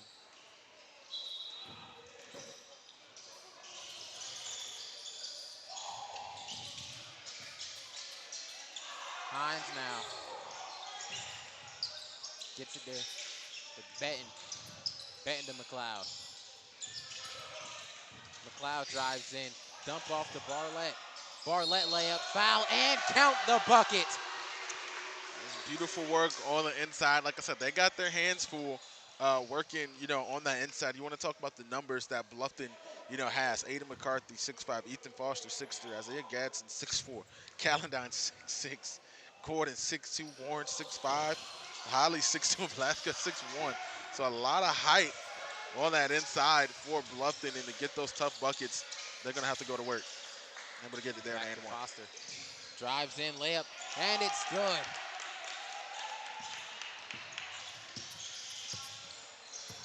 Clark now. Cross court to Hines. Hines to McLeod. Spin move. Clark slowing the tempo down. Looks like he might try to get last shot. Skinner denies it. Fast break opportunity, layup from Skinner. It falls. And that will do it for the first quarter. 17-9, your score. Bluffton Bobcats leading when we return here on Beaufort's Own.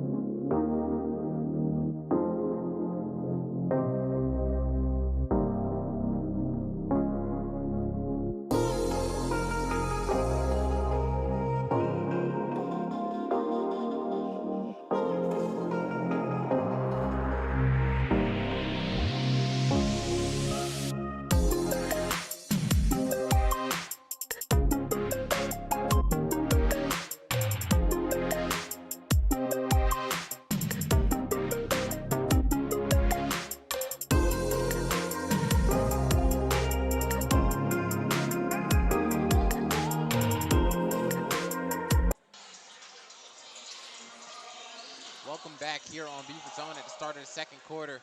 The Highlanders are going to start off with the ball as they trail 9-17 to the Bobcats. What are some things that you saw in that first quarter, I guess, that you want the Highlanders to clean up? Yeah, I think they had a hard time getting the ball on the inside, and so they just started settling for those three-point shots. I want them to keep trying to work to get something on the inside because, like I said, basketball is two levels. As much as you need that outside game, you're going to need the inside as well. McLeod for three, it falls. Trying to get that three-point percentage up by any means necessary, and he has two on the night. And, this is one of those deceptive scores because it looked like Bluffton has been in control for most of the night, but it's only a 5-point game. Skinner misses from 3. And McLeod drives in. Layup blocked by Warren. And you knew it was coming at some point, right? It's a risk. Like I said, they're driving into 2 towers right there in the paint for Bluffton. McLeod gets it to Benton. Benton pump fakes, drives in, finds Hines. Hines to McLeod. Slow stepping, gets the foul call. It's going to be Foster on the foul. And he'll head to the line to shoot 2.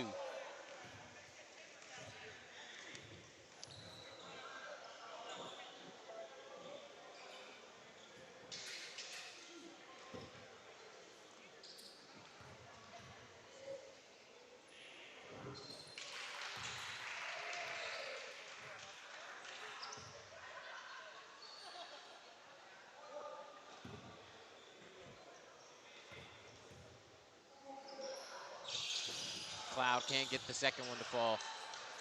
They're going to get it to Skinner. Skinner gets it to Karen.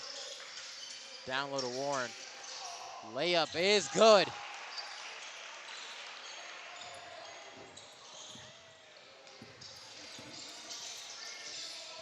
Benton now finds McLeod. Barlett now. Spin move, layup over Warren. Can't get it to fall. It's going to be out of bounds on the Highlanders. That was one of those moves where if it worked, it was beautiful. But the fact that it didn't, it was kind of like, what you doing there, son?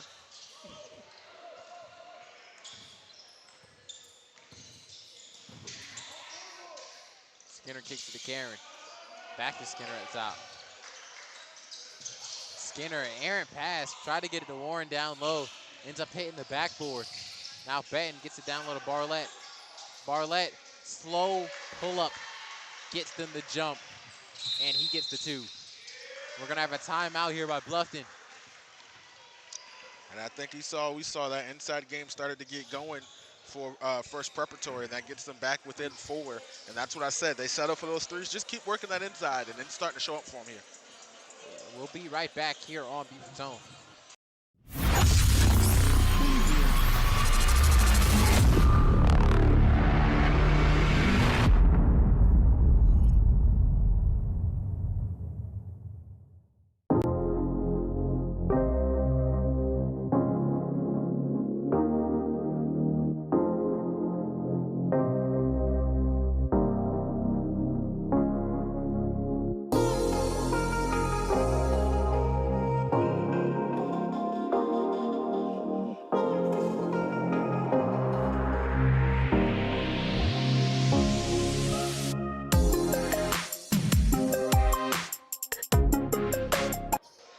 Welcome back here on Beaufort Zone out of the timeout break.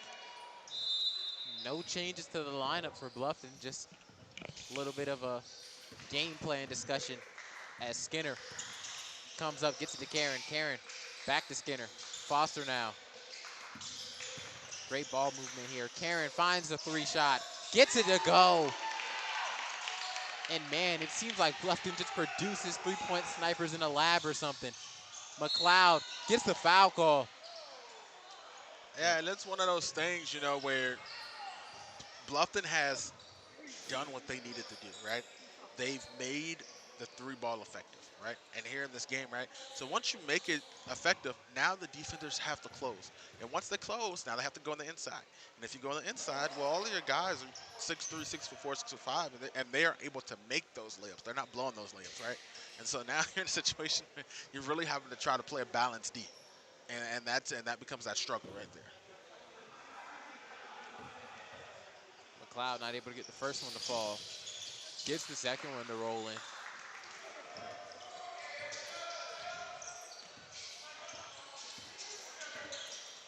Finds Foster, 4-3. Can't get that one to fall. Karen gets the rebound though. Back to Skinner. Gets it to Foster. Skinner again now. Back to Karen. Pump fake.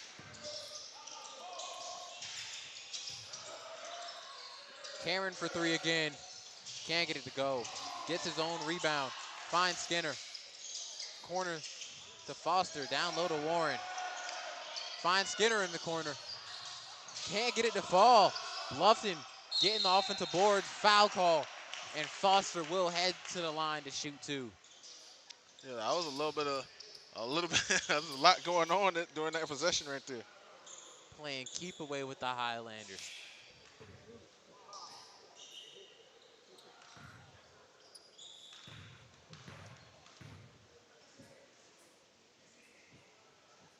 Foster sinks the first.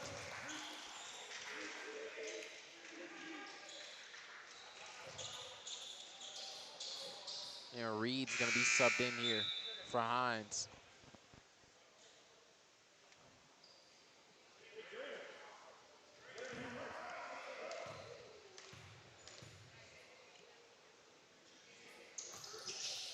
Second one, good to go. Now Arnold coming in for Foster. And McCarthy coming back on the floor.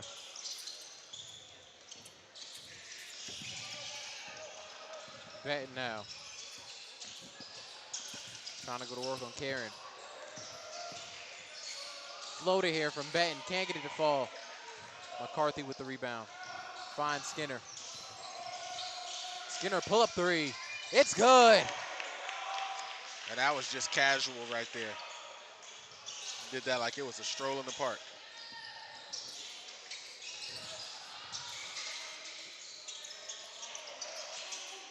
Reed now finds McLeod. McLeod pump fake, step up, pull up 2.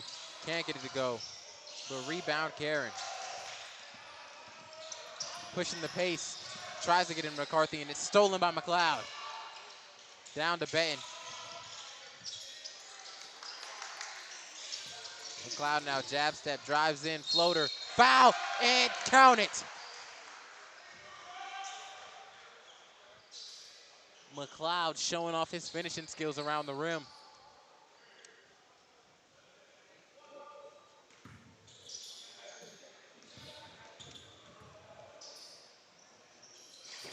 Converts the and 1.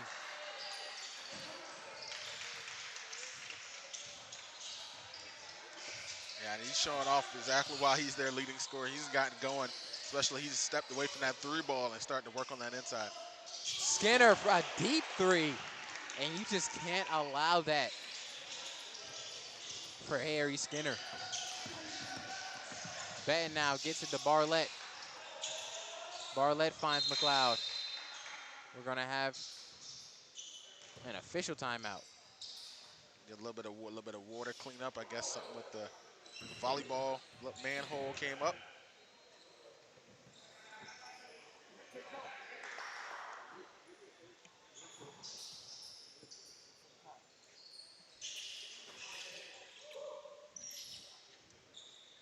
Trying to tape it down, it looks like. You ain't gonna people on that. I ain't liable for that. You know that. I ain't liable for that. Leave it up here.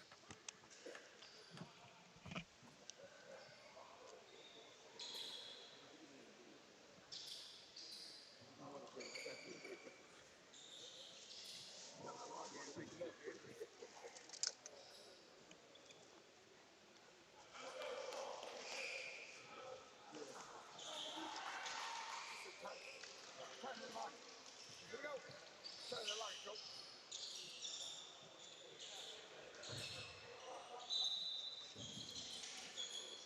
Inbound here to Benton. Benton now going to work, drives in, Euro step, loses it, but a foul's called. Gonna be 2 shots here for Benton.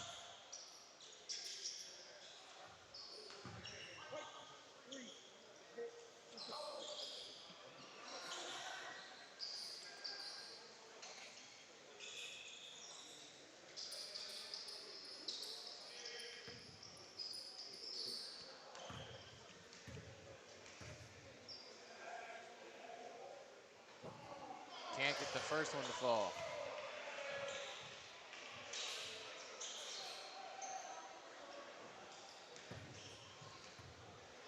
The Highlanders have to start shooting these free throws at a better clip if they want to stay in this game. Bluffton's responding back with threes every time they go 1 for 2 from the line. And yeah, the Highlanders, like I said, they've struggled. They've gotten better on the inside. But I think the biggest difference is you're trading threes for twos right now. Bluffton is doing a very good job at that three-point line, and that's the difference in this game that, Bluffton's hit 5 or 6 threes already here just in this first half. Benton, speaking of threes, can't get that one to fall. Karen with the rebound. Gets it to Warren. Warren gets fouled. Looked like it was going to be a block there for McLeod. But Warren That's will. what I thought it was for a Listen, second. I I was about thought to so say it too. evens it up. Warren will head to the line and shoot too, though.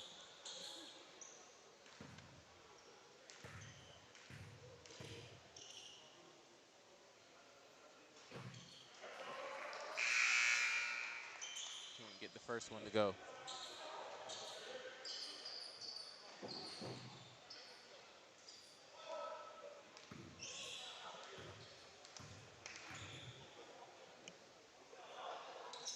Second one, no good. Rebound, McCarthy. McCarthy puts it back up, fouled, and can't get the bucket to go, but he will head to the line now. Yeah, that's the putback opportunity you got with both of those guys down there.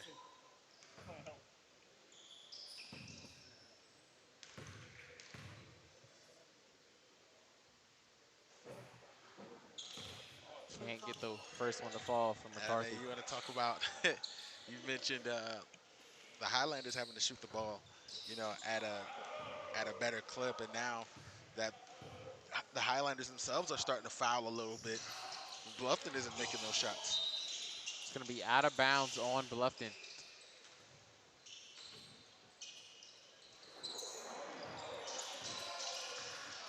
Benton bringing the ball up court. Finds McLeod. McLeod to Barlett. Barlett three. Can't get it to go. Rebound Skinner. Trapping Skinner. Gets to his man down court. Nice pass there. Karen gets the layup to go. Yeah, and it was tipped a little bit. I thought it almost was going to be blocked for a second there. McLeod now. Sizing up his defender. Spin move. Gets to the lay. Can't get it to go. That was a beautiful move, though. Skinner now. Gets it to Karen for three. No good. Rebound McCarthy. Layup. Can't get it to fall. McCarthy gets it to Karen. Karen tried to Euro step, loses the ball. Barlett ends up with it. Finds McLeod. McLeod three. It's good.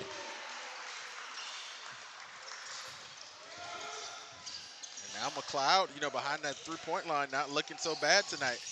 Skinner gets one to roll in to answer right back. So, we talked about where he was shooting from and shooting from deep behind that line.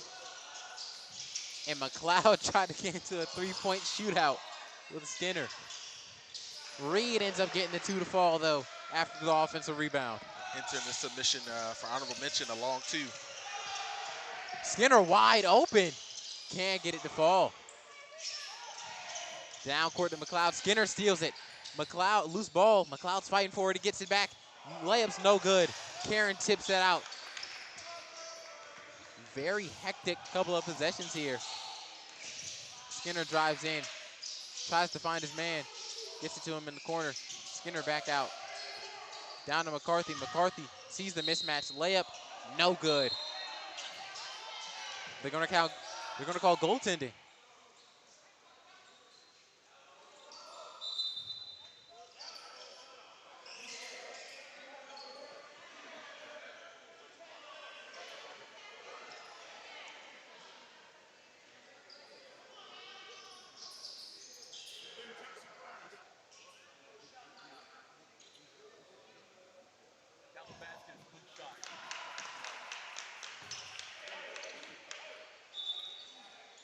So it's going to be goaltending officially, so count the basket. 2 on the board.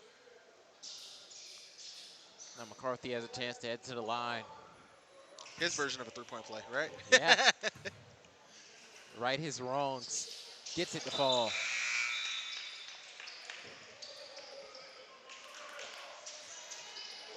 substitution here for Bluffton.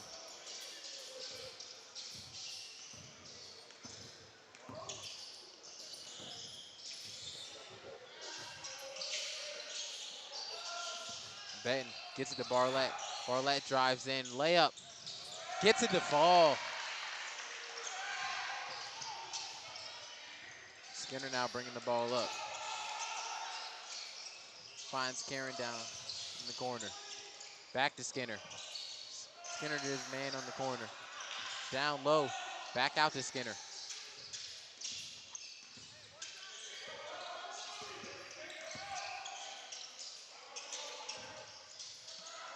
Pull up three. Can't get it to fall. Rebound Clark. Clark now gets it to Reed. Reed for three. It's good. And enter First Preparatory into the three-point show, and that's what they need if they want to stay in this game. Pull up three from Skinner. It's good. And there's always an answer, and that's kind of the story of the night. And that will do it right before the buzzer. End of the first half. 41-30 your score. Bluffton up by 11 when we return here on Beaufort Zone.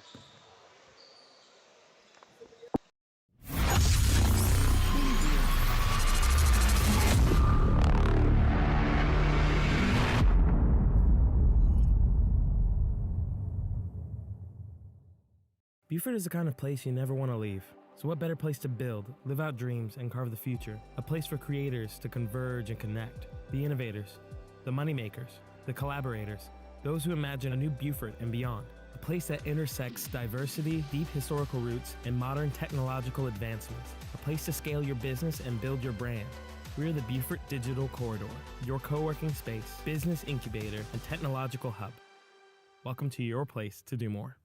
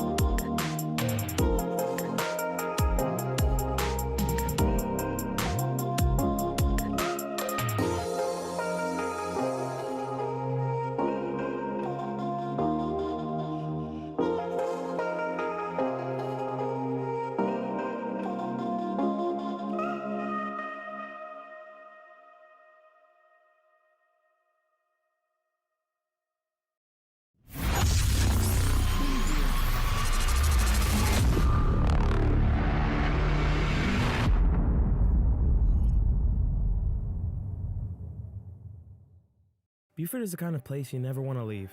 So what better place to build, live out dreams, and carve the future? A place for creators to converge and connect. The innovators, the moneymakers, the collaborators, those who imagine a new Beaufort and beyond. A place that intersects diversity, deep historical roots, and modern technological advancements. A place to scale your business and build your brand.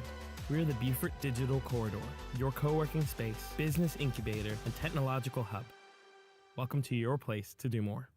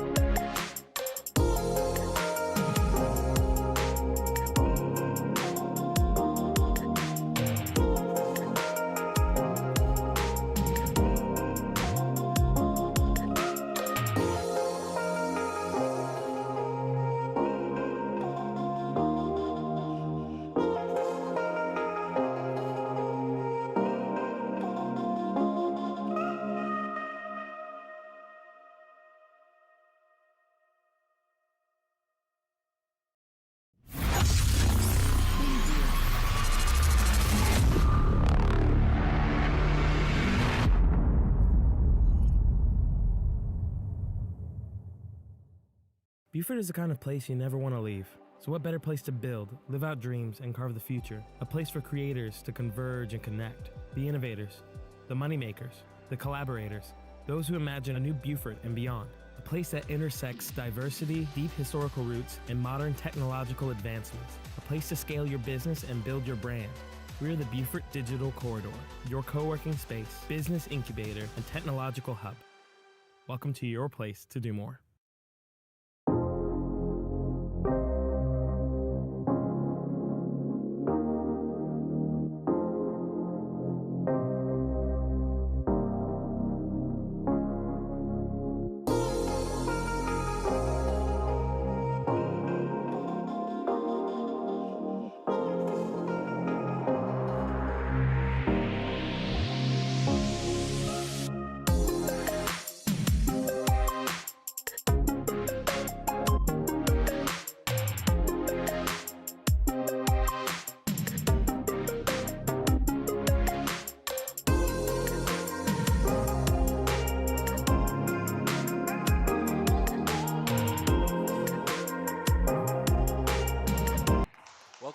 here on Beaufort Zone. Start of the third quarter, 41-30 is your score. Here, Bluffton leading. Gets the ball at half. Warren puts up a 2, can't get it to fall. And not able to get his own rebound. Be heading right back to the Highlanders. What are your first half takes from both teams, I guess? I think the difference in this game has been the 3-ball, right? At first, first presentation they were slow on the inside, but now they're starting to make the moves on the inside, and they're competing with the Bobcats on the inside the paint. But the problem is they can't compete on that outside. They were slow to get it going. They're not really efficient right now. Bluffton's really efficient, and every time they did hit a 3, Bluffton's also come right back down and hit a 3 into the addition of the 3s that they've already been making. So they got to slow down Bluffton on that 3-point line, and I think that's the biggest thing here today. 2 quick turnovers here for the Highlanders, but Bluffton gives it right back after the travel by Ethan Foster.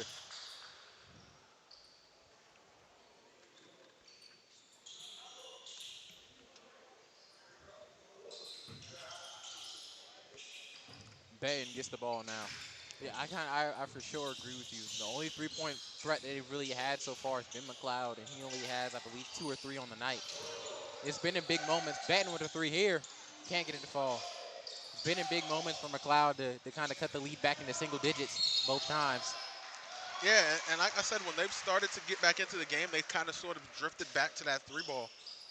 First Preparatory has, but like I said, it's weird. It's like Bluffton's making theirs, right? And then it's not like hey, Fresh Preparatory they just get on the rope from the 3-ball. As soon as they make one, that Bluffton's not mixing the follow. They're answering right back.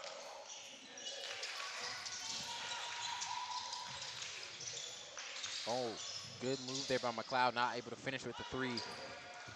Nice defense there behind. McLeod going for a layup, can't get it to go. Warren with the rebound, back to McLeod. And it's an easy layup here for their leading scorer. Yeah, he's the leading scorer here tonight. He's got to make that the first time. He got a second chance there. You know what I'm saying? But he's got to make that the first time when you're basically point blank on the finger roll. Foster for 3. Gets it to go. Answering 3 back with 2. And now we have a timeout. Bluffton right after a 3.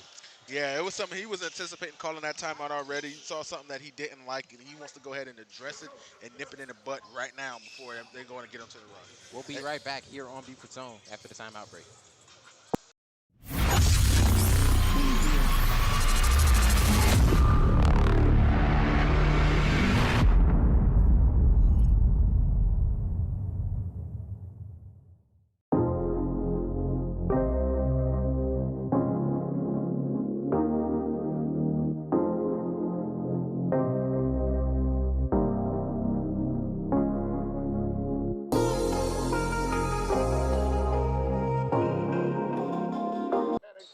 Welcome back here on Beaufort Zone. Out of the timeout break.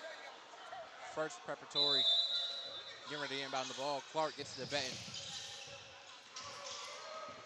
Full court defense here from Skinner. And Clark wasn't expecting the pass. It's going to be a turnover for the Highlanders.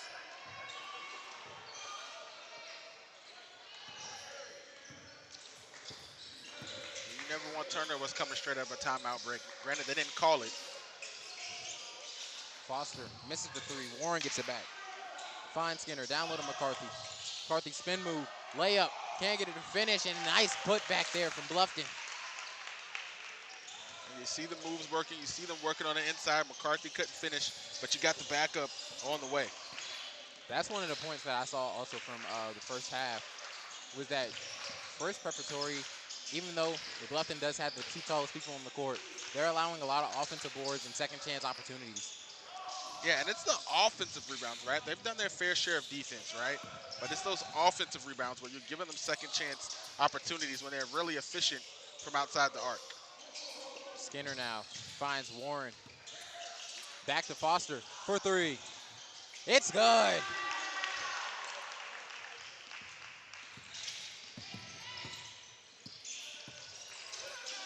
McLeod now gets it from B and drives in. Layup blocked. It's going to be out of bounds.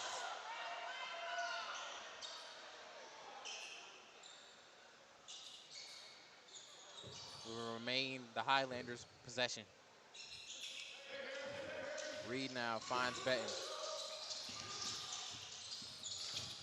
Benton doing his fair share of dribbling. Can't get it to go, though. Rebound, Bluffton. Finds it to Warren. Warren back to Foster. Foster again from three. Falls. Oh, my Lord. You want to talk about having themselves a night. We were talking about, the performance so far in that first game, Beaufort Academy with Jace Polk.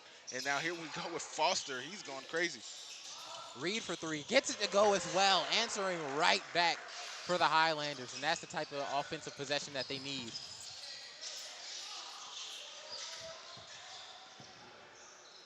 Warren finds Skinner. Directing traffic. Skinner tries to get it down low to McCarthy. McCarthy loses handling on it. Good defense there by Clark. Little miscommunication, two people in the same spot. Benton down to Reed. Reed for three. Can't get it to go.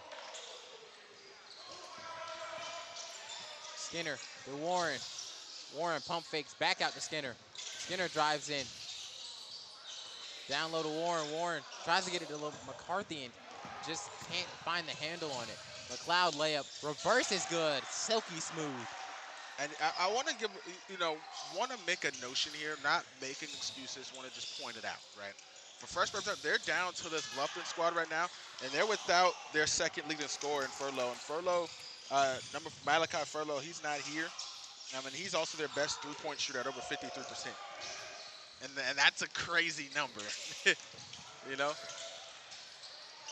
Foster for three. Can't get it to go. McCarthy with the rebound. Yeah, like you were saying, missing a 50% shooter from three can for sure turn the tide in this game. You have to change your whole offense up at that point. Yeah, and he doesn't shoot it at a high clip, right? He's only 10 of 19, so far on the season, and they've played 9 games, right? And that's not talking about how many games. Let me see how many games he's played. Yeah, he's played 8 of them. So he's not shooting them at a high clip, but you would probably want him to shoot it more. He's your second leading scorer, so he does a lot in that mid-range. But missing that guy and your next closest is at 33%. And this is how we categorize it, right? While we're going to a free throw, right? I usually 30. It's like, okay, 35 is respectable. You can trust a three-point shooter on any team if you can make over 35, right? Over 40 is where you go legendary. They got their highest guy outside of Furlow is 33%. Meanwhile, Bluffton has Skinner at 36, Arnold at 40, Karen at 38, and Foster at 37. So they're all snipers. They're, 30. you got 4 guys over 35%. As I said, 35% is like, if you're talking NBA numbers, 35% is like, he's a 3-and-D guy. Like he can shoot very the good ball. 3-and guy. He can shoot the ball. And as we've seen, all the guys that you named shoot it at a high clip. It's not like they're just, it's a couple games. They've shot 10 threes a game. They're shooting at a high clip. Foster missing the oop from Karen. Beaton gets it now. Going to reset, gets to Barlett. Barlett to Clark. Clark for three. It's good. 16-point ball game now. Foster to Karen. Karen for three. Can't get it to fall. McCarthy with the offensive board. Puts it back up, and it's good. And that's the benefit of having a 6'5" quarterback at center. Yeah, and they got, 2 different guys when you talk about that 6'4", 6'5". You kind of got and he's probably not going to because he could scramble a little bit on the football field, but you kind of got your big guy, right? Your lumberer in McCarthy, right? And then you got your fast, athletic big in Warren, the quarterback and the wide receiver. So you kind of got a little bit of both, but they got a very good team of decent height for any team. You want to talk about making a deep playoff run for this Bluffton Bobcats team. Foster for three here. Can't get it to go. Rebound, Benton. Benton taking it coast to coast. Layup, no good. McLeod puts it back up. Can't get it to fall. Rebound, Skinner. Benton. Yeah, Benton. A little Jose Alvarado. Not the Jose Alvarado. McLeod for three now. It's good. They're starting to find their three-point shot now. Karen gets it down low. Back to Karen. Foster, a little miscommunication. Foster gets to his man at the top of the key. Back to Skinner. Skinner down low to McCarthy. McCarthy, nice layup. Good to go.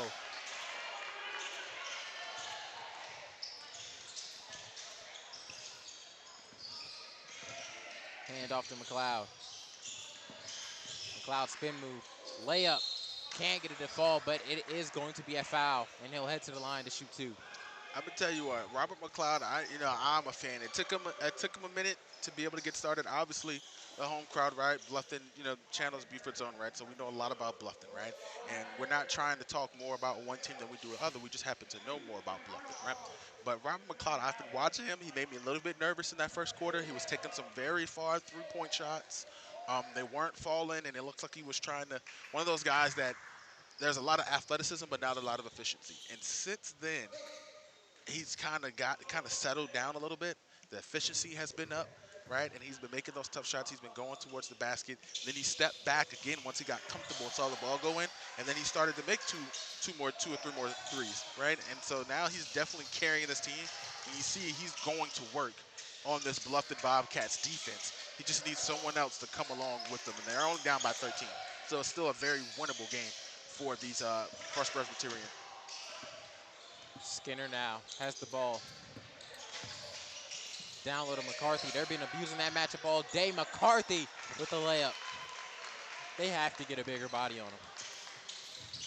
McLeod trying to answer right back, and he does. McLeod, I think 4 possessions straight on tough finishes.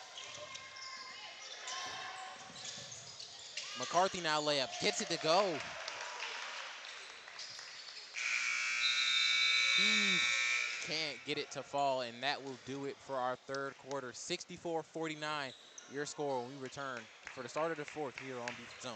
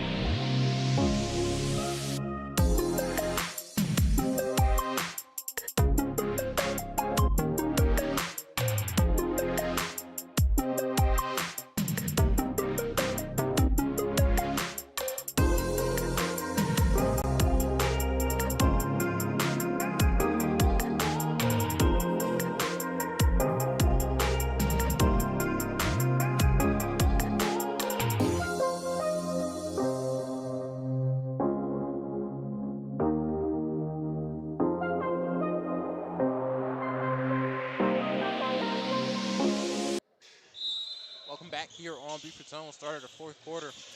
Bluffton up on First Preparatory, excuse me. The Highlanders now trying to find their way back into the game. McLeod sidestep 3, not able to get it to go.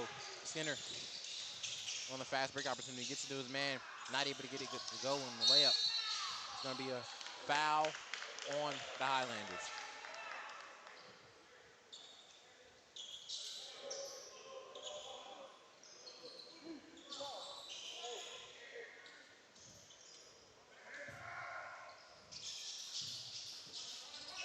Foster gets the inbound 3-point attempt, and it's good. Ethan Foster is hot. Whatever his three-point percentage is, off the top of my head, I believe it was 37. I guarantee you it's going up.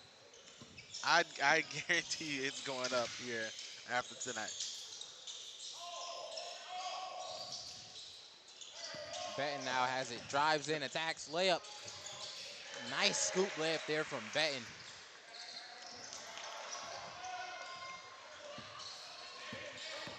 Skinner now, step back, gets it to Warren.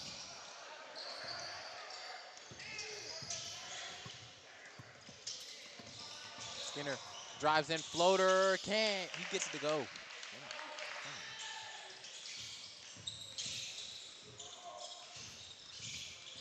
Betton now bringing it up for the Highlanders. McLeod settles for a 3, can't get it to go. I think he's starting to settle for it again. I think he needs to continue working on that inside bag. I mean, you got to try him.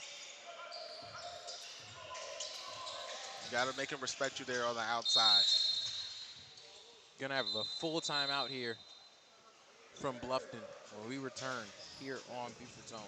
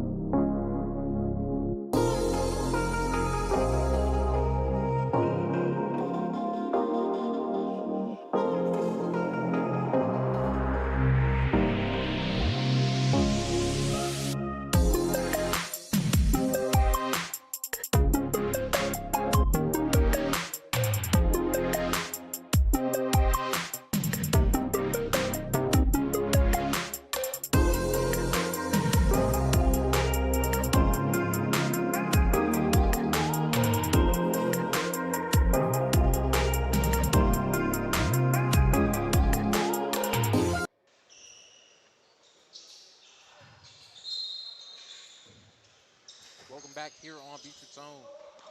Out of the timeout break, Skinner now. Trying to set up the offense here for Bluffton. Finds his man on the wing. Drives in, floater is good.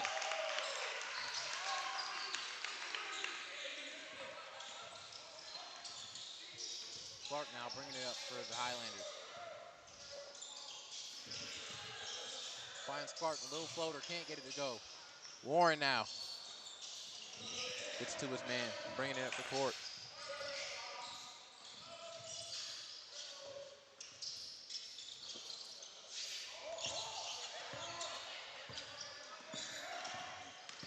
One-on-one opportunity, floater again, can't get it to fall. Gonna be out of bounds on Bluffton.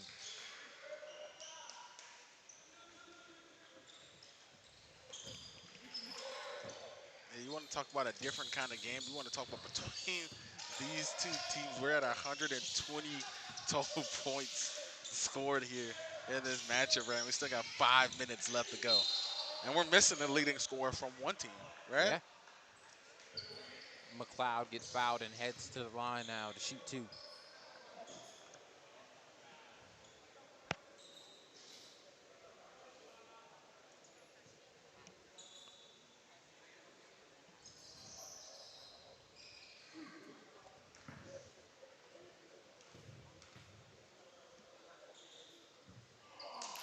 Not able to get one to go.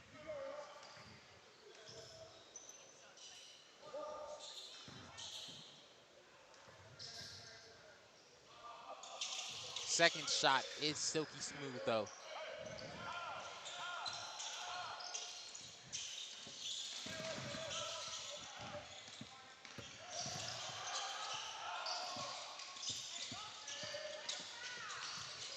Skinner now down low to Warren, and that's good for a layup.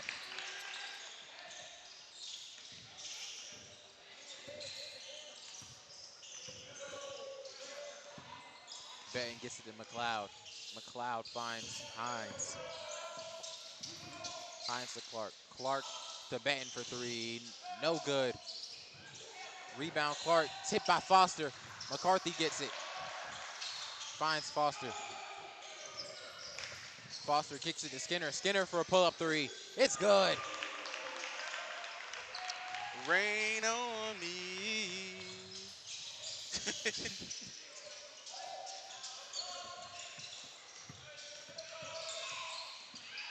Warren now. Guarding McLeod. McLeod tries to put it up. Gets his own board, foul, and count the bucket. McLeod showing his touch around the rim. Yeah, that's his bag. We talked about that's the bag that we want to see him get to. You want to get him to stay on the inside and continue to work it because that's what's been working for him so far here tonight.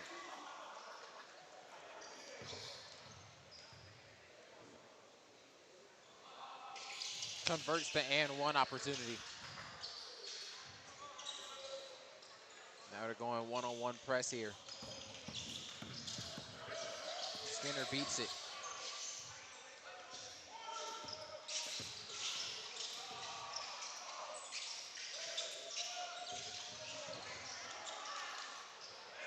McLeod.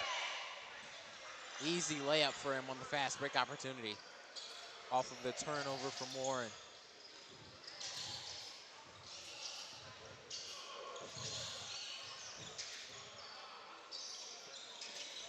Foster gets to his man in the corner. Back to Skinner. Skinner attacks. Floater. No good. It's going to be a foul on McCarthy.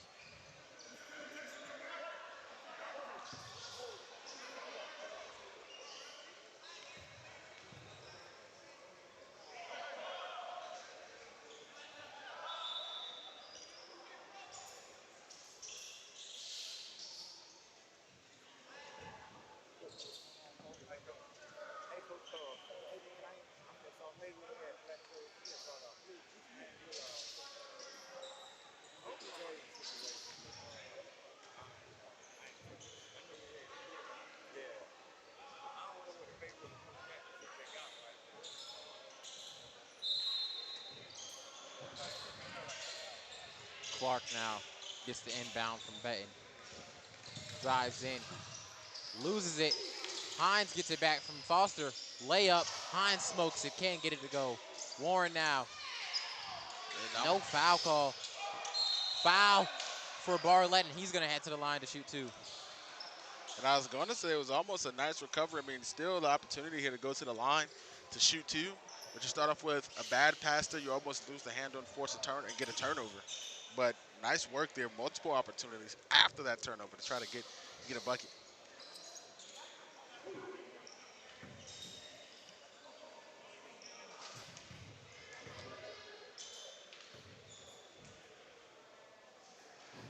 Barlett misses the first.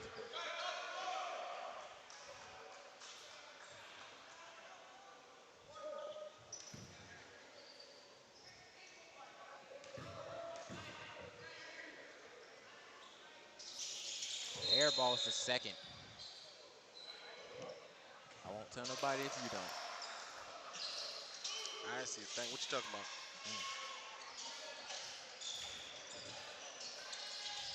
Switching to a full court press defense is the Highlanders. Yeah, 3 minutes down by 20 here. Well, technically Skinner, 19. oh my goodness, nice spin. Well, all right, we'll make it 20 now. Coast to coast for Harry Skinner.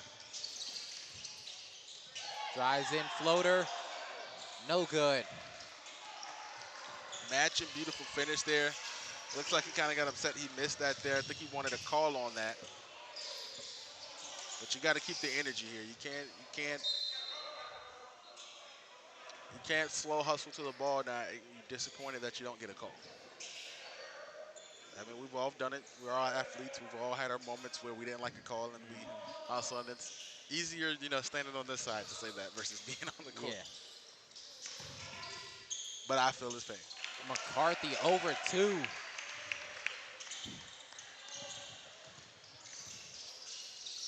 How many 80-point games have you seen so far this year? Definitely 0. Wow. And I mean, to be fair, I think this might be my first 80-point game ever covered. I think. They for sure dropped it a couple times last year. It may. It's definitely in the single digits. It's Yeah. not over 5. It's definitely not over 5. Foul here on Skinner.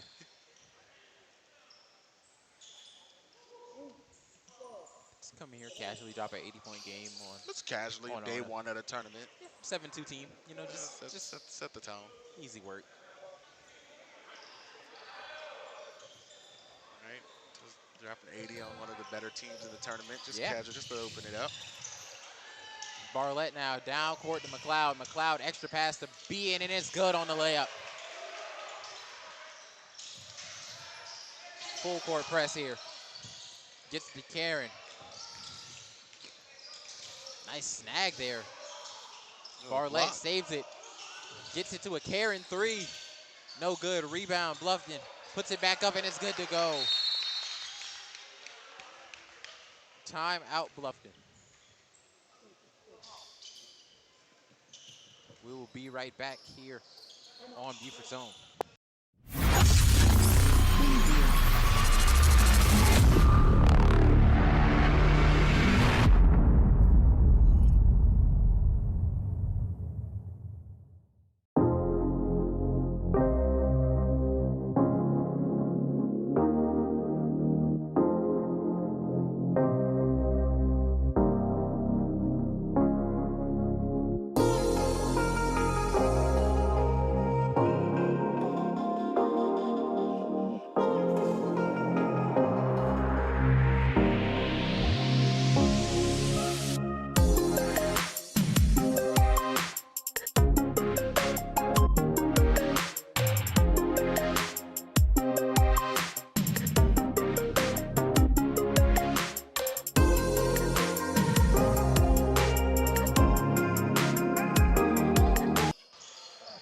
Welcome back here on Beaufort Zone after the timeout break.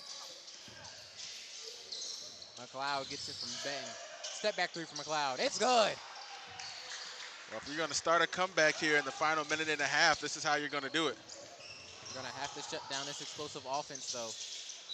It's going to be out of bounds on the Highlanders. It's like Bluffton has all subs in now.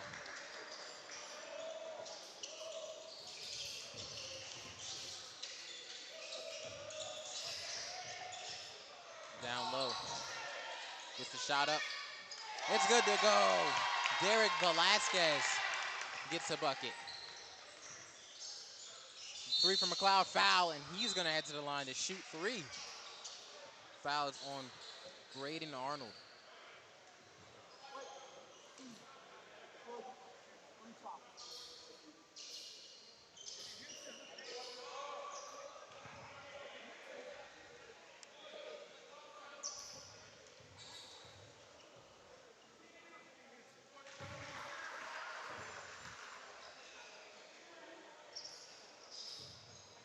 Able to knock down the first one.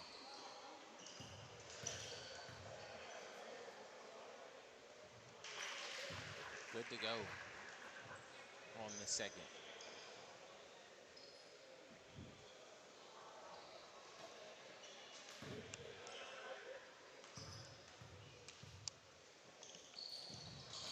Three for three at the line.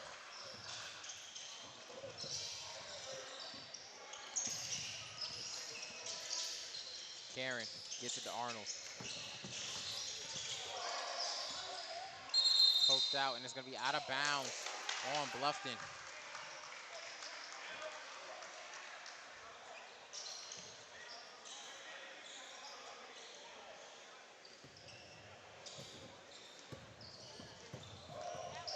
Benton, deep three. It's good. Well, where was that when you needed it earlier into the matchup?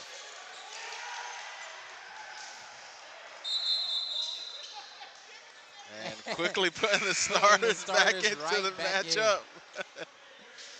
Said no chance. Gabriel playing the Vince McMahon music. No chance. Layup is no good, but the foul is called on Warren.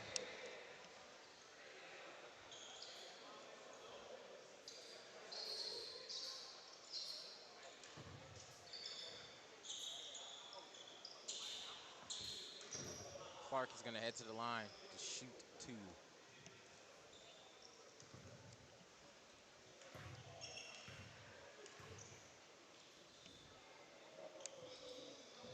First shot, no good.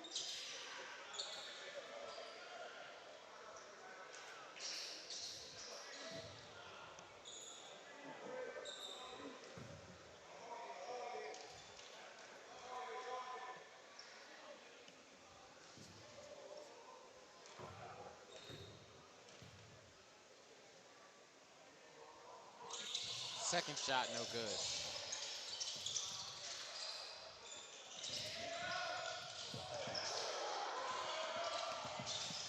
Skinner now, but they wanted a backcourt violation. Gonna be a travel called.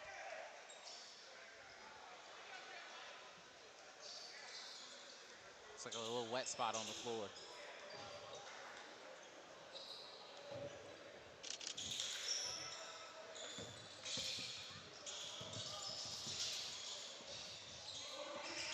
Benton. Trap. Jump ball. It's gonna be heading to Bluffton.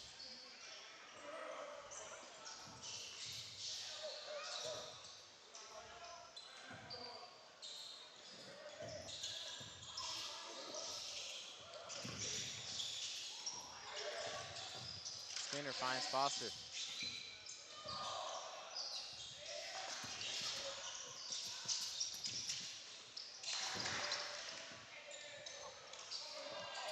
Four seconds left. Trying to get a shot off. Last shot of the game. It's good. Fun little buzzer beater in the night, but Bluffton will take it 84-72. You want to talk about fighting all the way to the end there. Don't go anywhere, folks. Our last game of the night is coming up next on Beaufort Zone.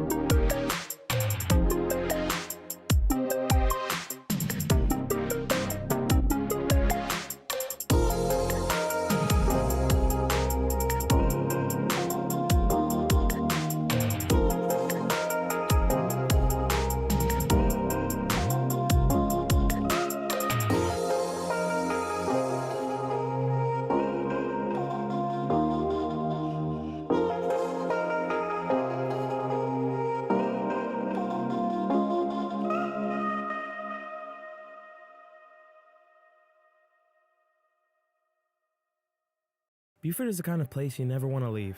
So what better place to build, live out dreams, and carve the future? A place for creators to converge and connect. The innovators, the moneymakers, the collaborators, those who imagine a new Beaufort and beyond. A place that intersects diversity, deep historical roots, and modern technological advancements. A place to scale your business and build your brand.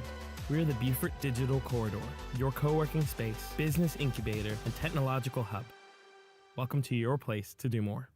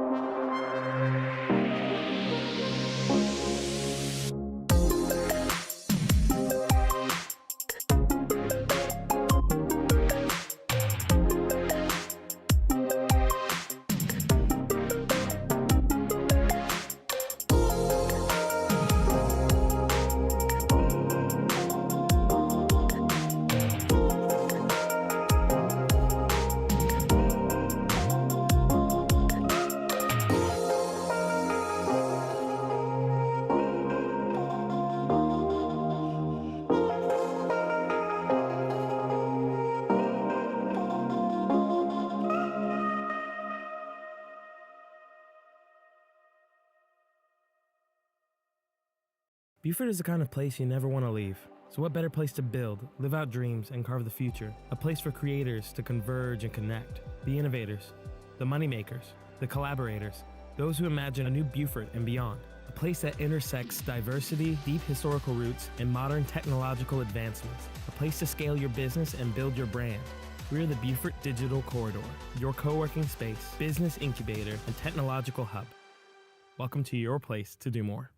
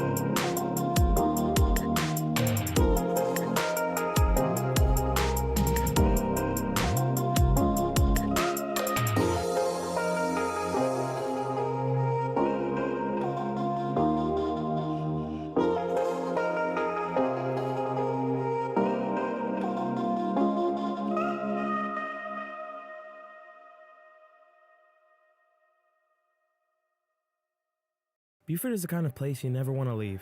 So what better place to build, live out dreams, and carve the future? A place for creators to converge and connect. The innovators, the moneymakers, the collaborators, those who imagine a new Beaufort and beyond. A place that intersects diversity, deep historical roots, and modern technological advancements. A place to scale your business and build your brand. We're the Beaufort Digital Corridor, your co-working space, business incubator, and technological hub. Welcome to your place to do more.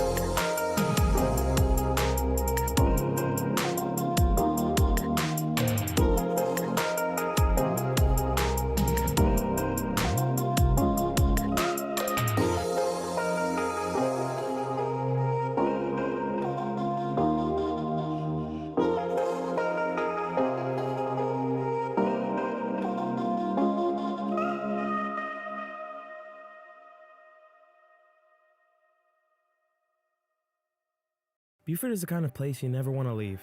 So what better place to build, live out dreams, and carve the future? A place for creators to converge and connect. The innovators, the moneymakers, the collaborators, those who imagine a new Beaufort and beyond. A place that intersects diversity, deep historical roots, and modern technological advancements. A place to scale your business and build your brand.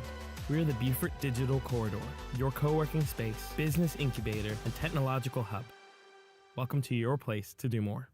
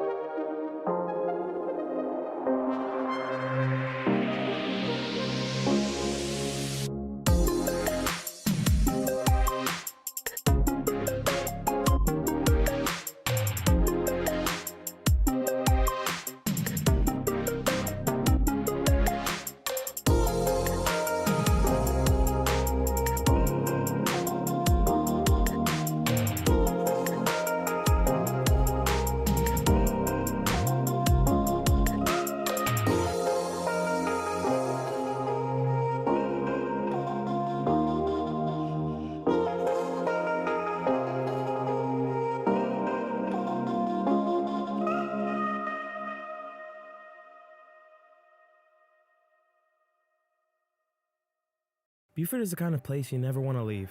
So what better place to build, live out dreams, and carve the future? A place for creators to converge and connect. The innovators, the moneymakers, the collaborators, those who imagine a new Beaufort and beyond. A place that intersects diversity, deep historical roots, and modern technological advancements. A place to scale your business and build your brand.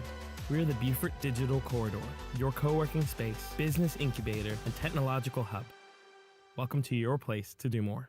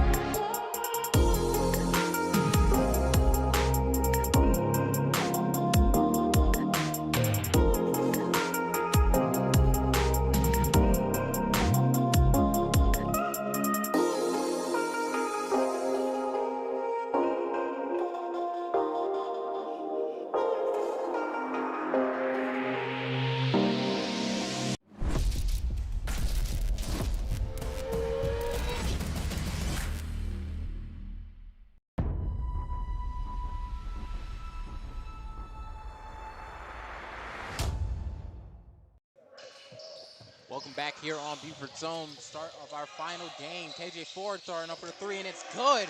Right off the tip-off. Oh, man. Didn't even get to finish the introduction. I'm Tristan Roberts here alongside Miss Javon Livingston. We have May River versus Bethesda Academy as the final game. As you saw earlier, KJ Ford just banged a three to start the game off, and it's going to be a turnover by Bethesda. Yeah, and KJ Ford, it's his turn. He's always been that guy that, came in off the bench, who was kind of a great sixth man and slowly, worked his way. He's a junior this year, his freshman, sophomore season, scrappy defender, well there being undersized. And his turn, it's a lot of injuries here on this May River squad, just to begin the season. So Andrew Johnson, they're one of their leading scorer and their main three-point shooter. We call him the president because of his name. Right. But a disc in his back. He was out since football season, so not even on the roster for football season, right? Then you got your next guy. You got Luke McMahon. I believe he has the tibia, and then they have a sophomore as well, and the stress factor in his foot. So three guys. I forgot the third guy's name. I forgot. But he got three guys that are down with really season-ending injuries for this neighborhood squad. Yeah, it just sucks to hear, especially when they can contribute so heavily to your basketball team. But still 9-0 though. I was about to say Coach Bennett knows how to coach his team, so he'll work with what he has.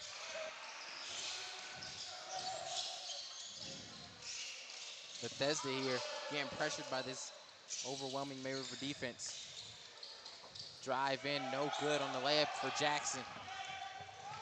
We have Cannon with the ball. Almost going as a pull-up 3-4 now. Three, it's good. Never seen a bank shot off the corner. Yeah, and KJ Ford, he stepped into that role, leading the team 15 points per game so far this season. Stolen by Major, and a nice easy layup. And early timeout here.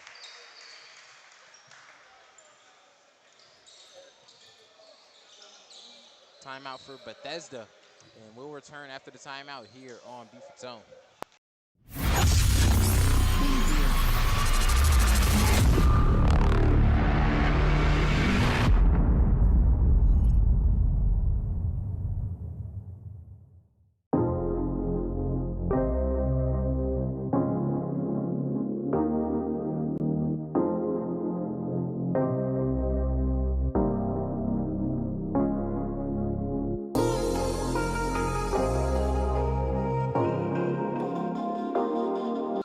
Welcome back here on Beaufort Zone, coming out of the timeout break. Bethesda, another turnover.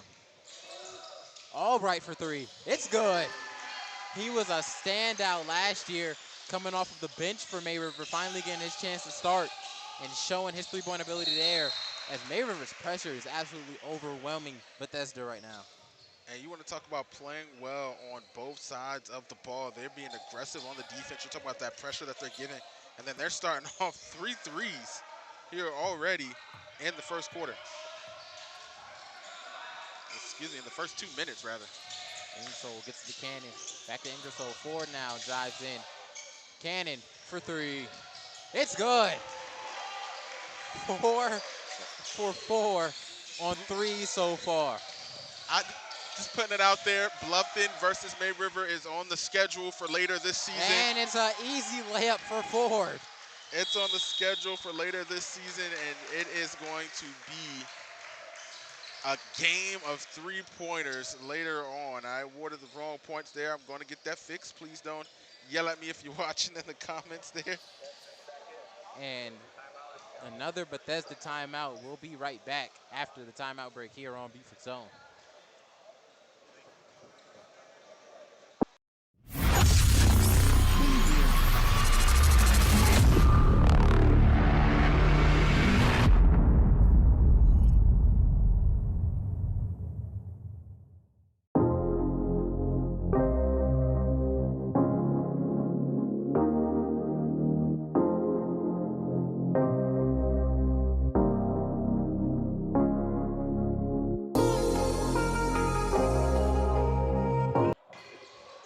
Back here on Beaufort Zone out of the timeout break. Bethesda looking to get their first points on the board. Dorsey has it now. Gets it to Coles. They finally get past half court to set up their offense. Jackson takes it. Jackson drives in. Kick out to Gaskins. Gaskins Euro step. Tries to get it to Dorsey. Loses possession of it. Back to Jackson. Jackson again drives in. Gets it to Coles. Coles, errant pass, and another turnover for Bethesda. And I'm going to tell you what. You're looking at this score, right? And, you know, there's just pretty much all threes for the most part for May River, right? But I'm more impressed at the defense, right? And you've seen great defense before, but what I'm watching is everywhere Bethesda turns, there's a body, there's help defense coming, there's somebody being aggressive and in your way. Like they're not getting any open shot turning. I believe that's a turnover in literally every possession Bethesda has had the ball so far.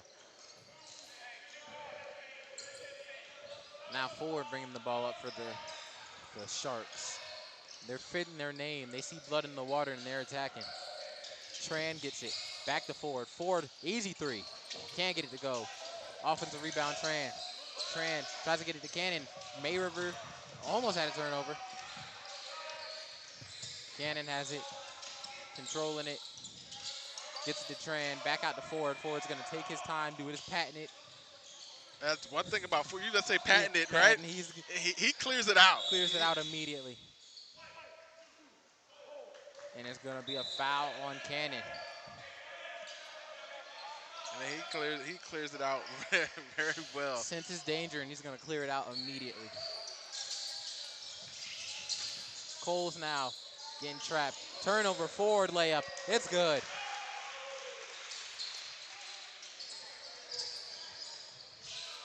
Full court press here. Foul here on Cannon. And now Cannon is into foul trouble, so they're going to have to sub him out. Looks like 2 quick fouls early. Connor Listenson. Try saying that 5 times fast. Connor Listenson coming in for Cannon. It's close to my last name, right? Yeah. First shot up for Bethesda. Can't get it to go. And that says a lot. We're over halfway through this, and that's their first long-range attempt that they've been able to just get off. That's their first attempt the whole game. Oh. Whole game, not long range. Just I an apologize. attempt. I didn't They catch didn't, that. they didn't put anything up yet. I'm looking at graphics and stuff. My bad. Gets it out to Dorsey. Dorsey finds Coles.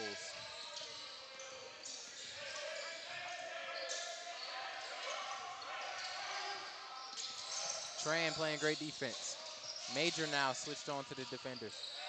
Layup, can't get it to go, but it's going to be a charge on Bethesda. So yet another turnover. This is suffocating what May River's doing right now. They're matching their name. I told you. They smell blood in the water, and they're attacking. It's ridiculous.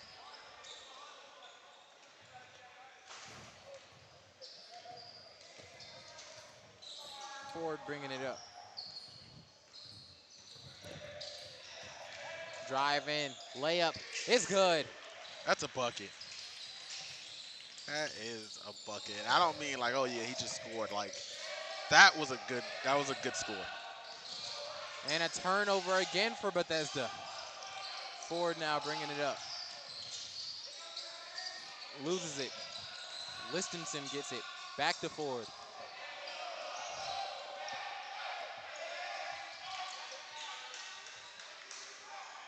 He's gonna clear it out. Finds Tran. Tran to Albright. Albright thinking pull up 3. Drives in. Euro step. Finds his man. Gets it to Tran. Tran tries to get it back out to Albright. And it's gonna be out of bounds on the Sharks.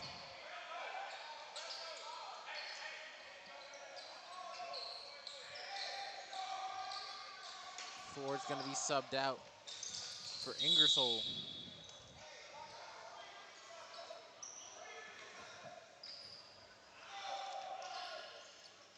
And while we got a moment, I'll show the break and when we got an opportunity here, just want to point out I've got a comment from the real Corey asking when does Battery Creek play. Battery Creek will not play tonight as there was a schedule mishap with Branch was supposed to be in attendance tonight as they play over at Beaufort High. So Battery Creek has just been moved to the winner side of the bracket and Branch to the consolation bracket for tomorrow's games. Good shot attempt there by number 10, Zachary Dorsey. And the So shooting two foul. brothers, Xavier and Zachary. And the shooting foul here give Bethesda their first chance to get some points on the board.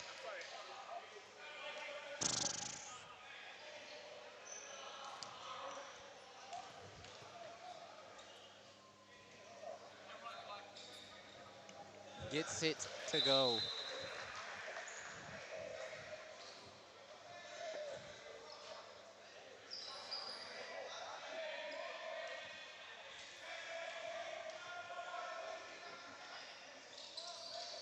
Can't get the second one to fall, though. Rebound, May River. Tran has it, gets it. Nice ball movement here. And it's going to be a travel called on Logan Orr. And early into the game, full subs in for May River.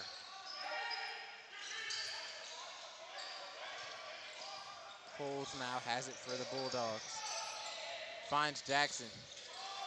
Jackson to Dorsey. Dorsey to Dorsey for 3. Can't get it to fall. Nice block there. Bethesda gets it back though. Dorsey has a second try at it. Nice pump fake layup is good. Zachary Dorsey with a nice move there to get a bucket.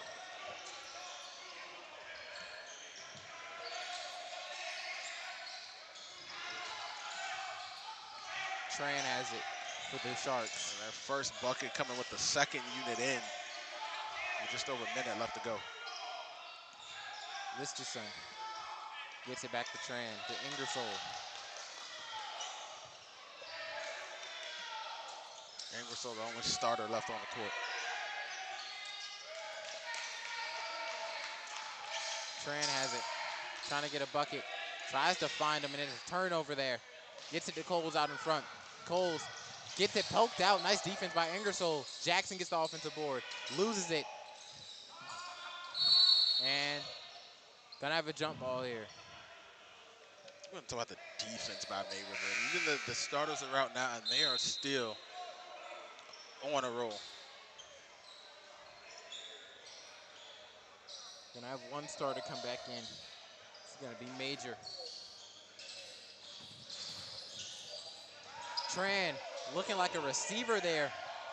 Layup is good. That's the quarterback getting out there making some plays. Look, Tran. Good move there. Can't get the bucket to fall though. Rissmiller gets it to Tran. Down to Major. Major post hook, can't get it to go. Dorsey now. Gets it to Coles, and that will do it for our first quarter. Routing so far, 24-3. When we return for the start of the second here on Beaufort Zone.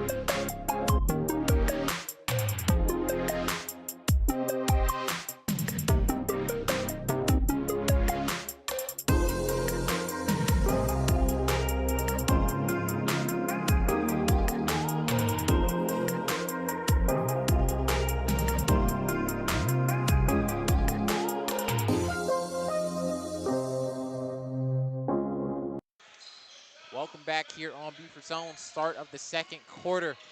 No roster changes for May River. Tran gets to Listenson. Stolen by Dorsey, their MVP of the quarter. Dorsey, nice layup. Can't get it to go though. Rebound Tran. You can tell he wanted that one. Tran spin, finds Listenson. Back to Tran. Tran attacks, bump, blocked by Coles. Sound positive on the one side for the And Bethesda Blazers. Almost a whole new rotation. Starters coming back in from May River. Basically, they're putting the starting rotation back in.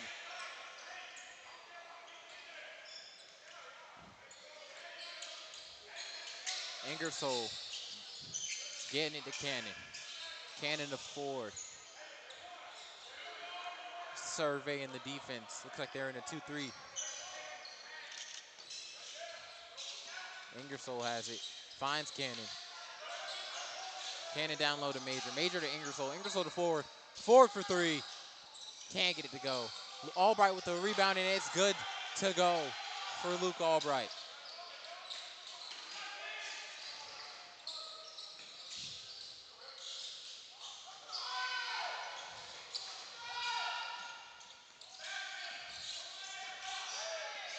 Door. Here we go. Gets it to Coles.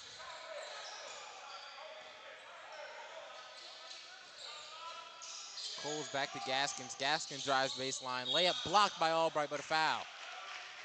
And Gaskins ahead to the line to shoot two. Well, we got a moment here. We'll show off that bracket there, and that's how it goes. So Beaufort Academy takes down Royal Live Oaks in game number 1, and Bluffton taking down First Preparatory in game 2. So they'll match up tomorrow. The winner of tonight's game, this game will face off versus Battery Creek tomorrow. Gaskins sinks the first.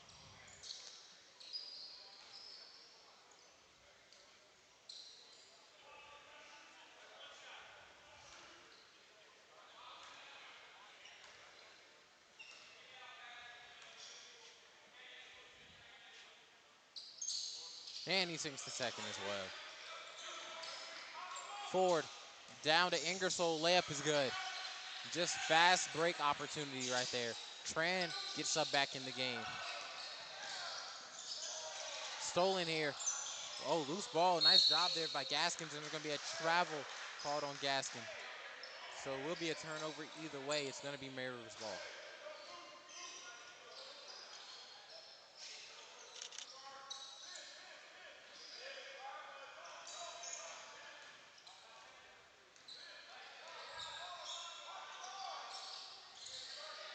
Ford swinging it around Tran. Tran drives in, back to Ford. Ingersoll for three. It's good. When you want to talk about they don't miss so far here tonight, they are on a roll. They are shooting a very high clip. That's what made us so excited last year for Bluffton versus May River. It was two very high, efficient shooting teams going head to head. And Coles with the three to answer. Ford down court to Major. Major with the layup. Can't get it to go. Rebound Dorsey. Goggles fell down. But Dorsey gets it to Gaskins. Gaskins spins, fade. Can't get it to go. Rebound Major. Ford has it. Now Ford is pushing the tempo. Out to Ingersoll. Pump fake. Drives in. Major has it. Major gets it to go over two. And I think at this point, right, we can kind of call that, May River has a very high percentage chance of winning this game, right? It's close but never zero, right? The chances, right? But from Bethesda, I like what I'm seeing right now here in this last 2 minutes. They're playing basketball. I think they're starting to step up to the challenge of playing against this May River team. They're obviously outmatched.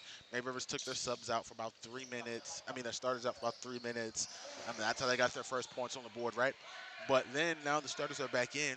But now it seems like they're up to the challenge. They know the energy. They know what level they have to play at. And they're playing a lot better ball here in this last couple of minutes here.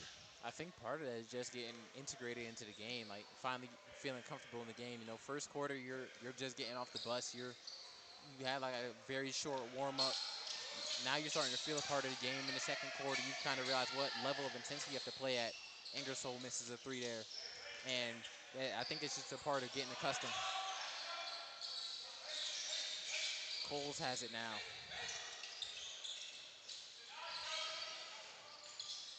Coles with a dribble handoff to Turner. Turner to Gaskin.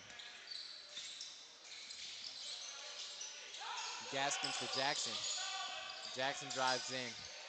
Back to Gaskins. Gaskins tries to go baseline. Denied by Albright.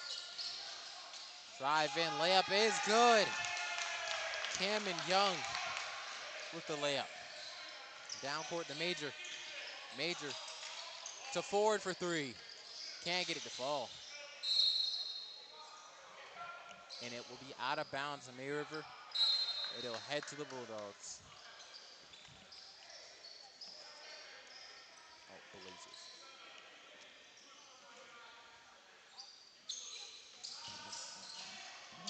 Stolen here. Ford with the layup. It's good.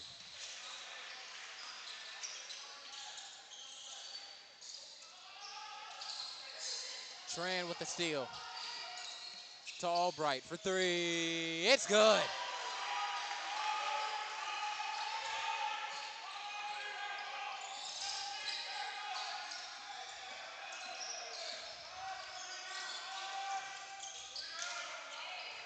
Tran with the poke. Ingersoll with the steal. Layup is good.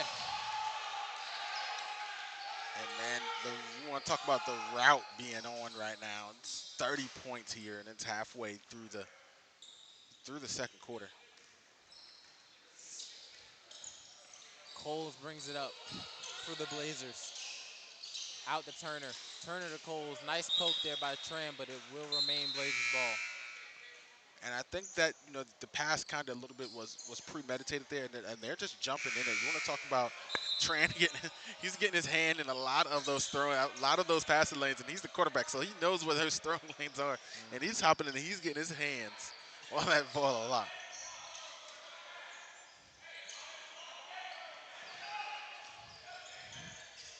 Turner has it. Or guarding.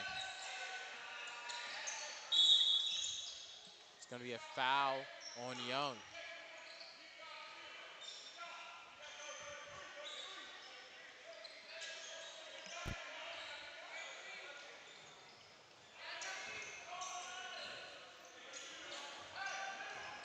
Listenson bringing the ball up. Finds Cannon. Cannon to Fisher. Fisher to Listenson. Back to Fisher. Listenson has it now. Spin move. Euro step. Can't get it to go. Nice move there by Listenson. Just not able to finish. Gaskin brings it up.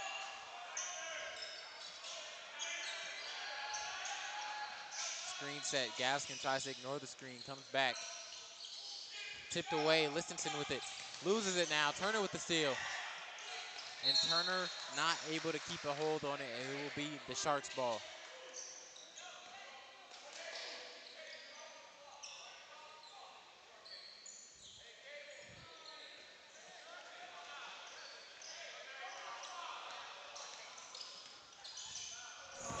Listenson now. Finds Orr. Orr back to Listenson. Listenson to Rissmiller.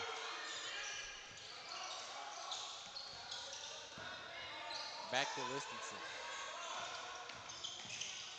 Layup blocked by Gaskins. There's going to be a travel called. Yeah, that's something you don't want. You finally get something positive going on the defensive side of Bethesda, and immediately right after that, you get a travel call.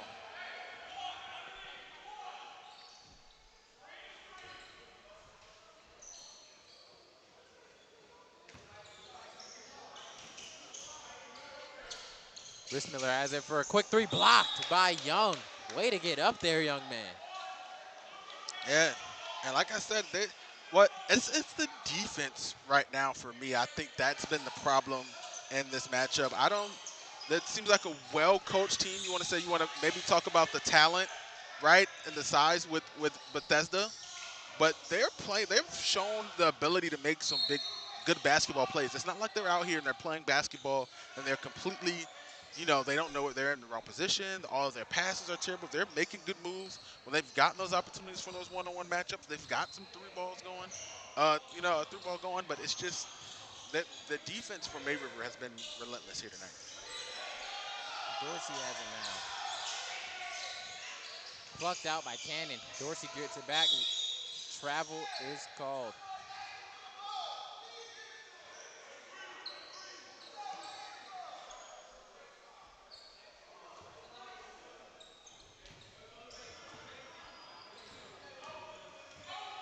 Listenson has it now. Gets it to Cannon. Finds Fisher. Travel is called. And it'll be the Blazers' ball.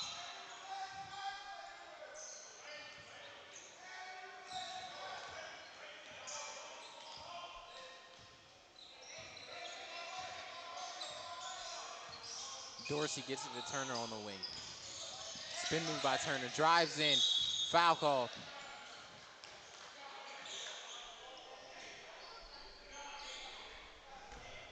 Looks like he'll be heading to the line to shoot two.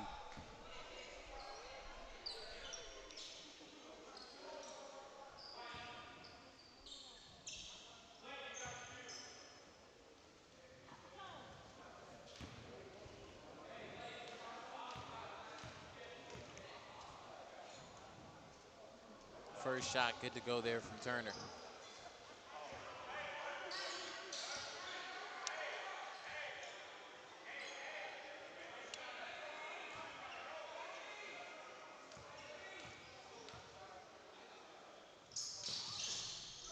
Second shot, no good. Listenson has it now. Finds Rissmiller. To Orr for a layup. It's good.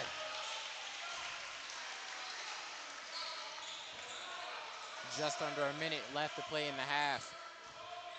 Dorsey bringing it up. Finds Turner. Turner to Gaskin.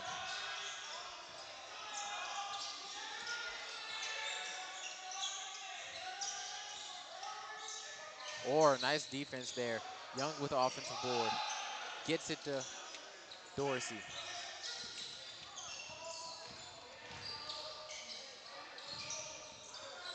Gaskin couldn't find anything. Gets it back to Dorsey to reset.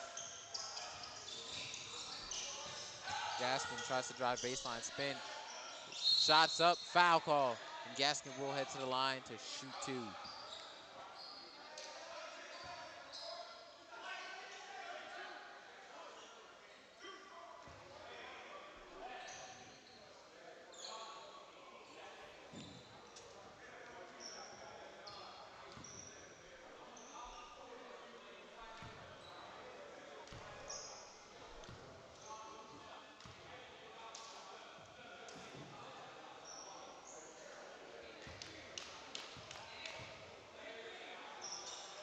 First shot, good to go there from Gaskin.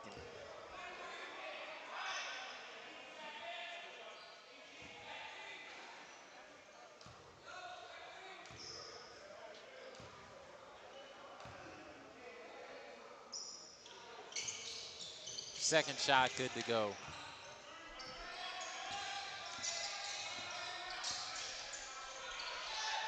Fisher finds Orr. Good defense there by Jackson to tip it.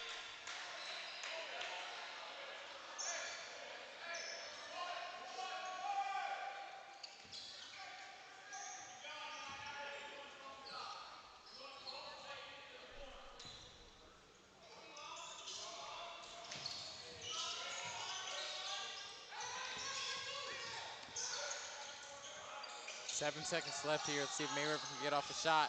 Listenson, pull up 2. Can't get it to fall. With a heave before the half, can't get it to go. I looked like I thought it was going to have a shot there for a From second. this angle, I thought it was good. 42-13 your score at halftime. Mayriver with a commanding lead when we return for the start of the second half here on Beaufort Zone.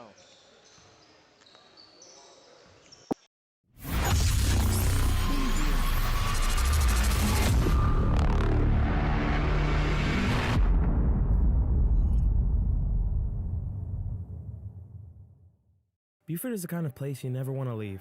So what better place to build, live out dreams, and carve the future? A place for creators to converge and connect. The innovators, the moneymakers, the collaborators, those who imagine a new Beaufort and beyond. A place that intersects diversity, deep historical roots, and modern technological advancements. A place to scale your business and build your brand.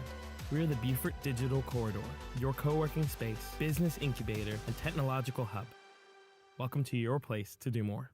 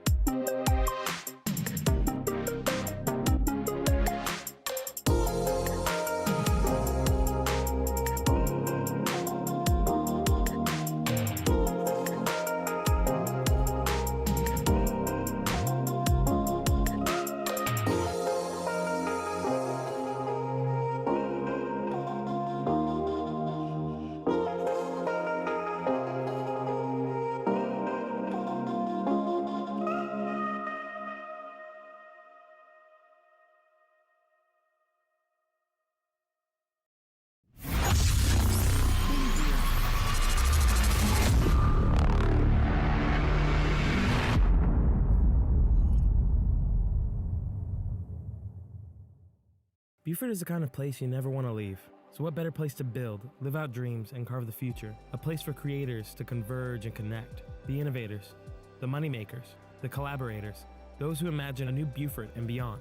A place that intersects diversity, deep historical roots, and modern technological advancements. A place to scale your business and build your brand. We're the Beaufort Digital Corridor, your co-working space, business incubator, and technological hub. Welcome to your place to do more.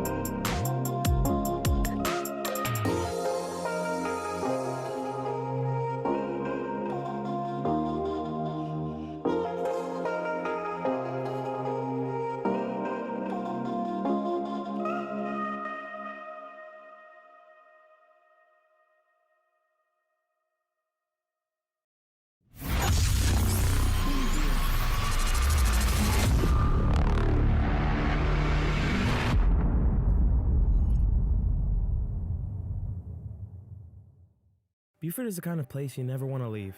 So what better place to build, live out dreams, and carve the future? A place for creators to converge and connect. The innovators, the moneymakers, the collaborators, those who imagine a new Beaufort and beyond. A place that intersects diversity, deep historical roots, and modern technological advancements. A place to scale your business and build your brand. We're the Beaufort Digital Corridor, your co-working space, business incubator, and technological hub. Welcome to your place to do more.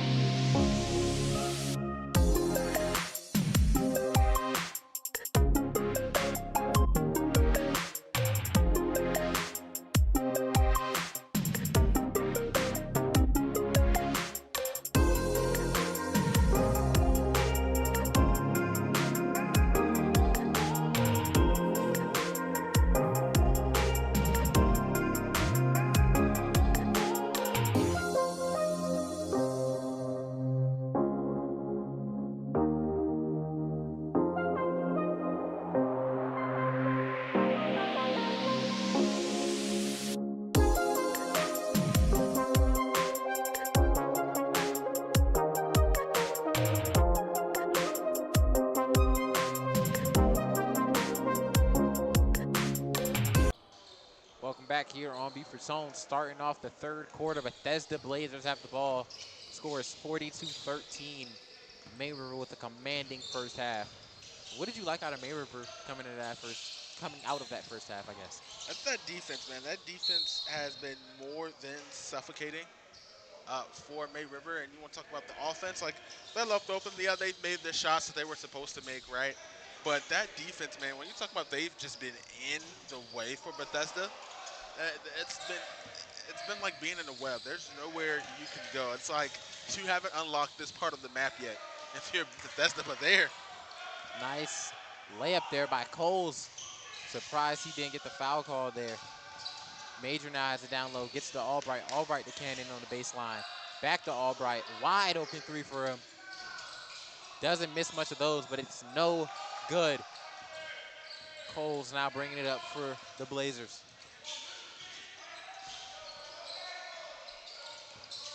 Layup here. Can't get it to go. Mitchell misses it. Ford on the fast break to Cannon.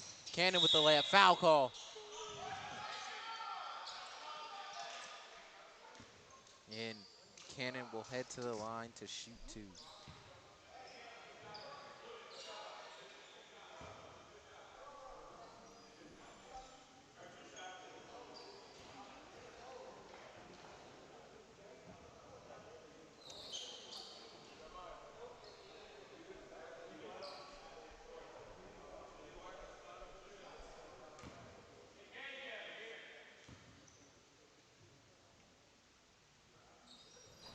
Cannon knocks down the first.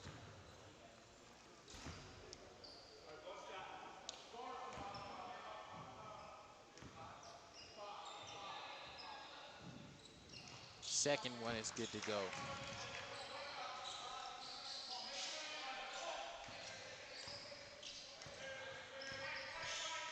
Cole bringing it up. And a pass to absolutely nobody. I think he was wondering where it was going to as well. Dorsey just was kind of like, where was that supposed to go? I'm right. Ford now driving in. Pull up two. Can't get it to go. Rebound Dorsey. Dorsey now pushing tempo. He's going to slow it down. Give it to Gaskins. Gaskins gets it to Cole. Cole back to Gaskins. Three. Can't get it to fall. Jackson with the rebound. Stolen by Albright. Albright the major. Hop step layup. No good. Layup. Offensive rebound and layup for Albright is good though. I was more worried about an injury there for Major the way he came down. I think he's about to get subbed out, but he's all right though. Looks like.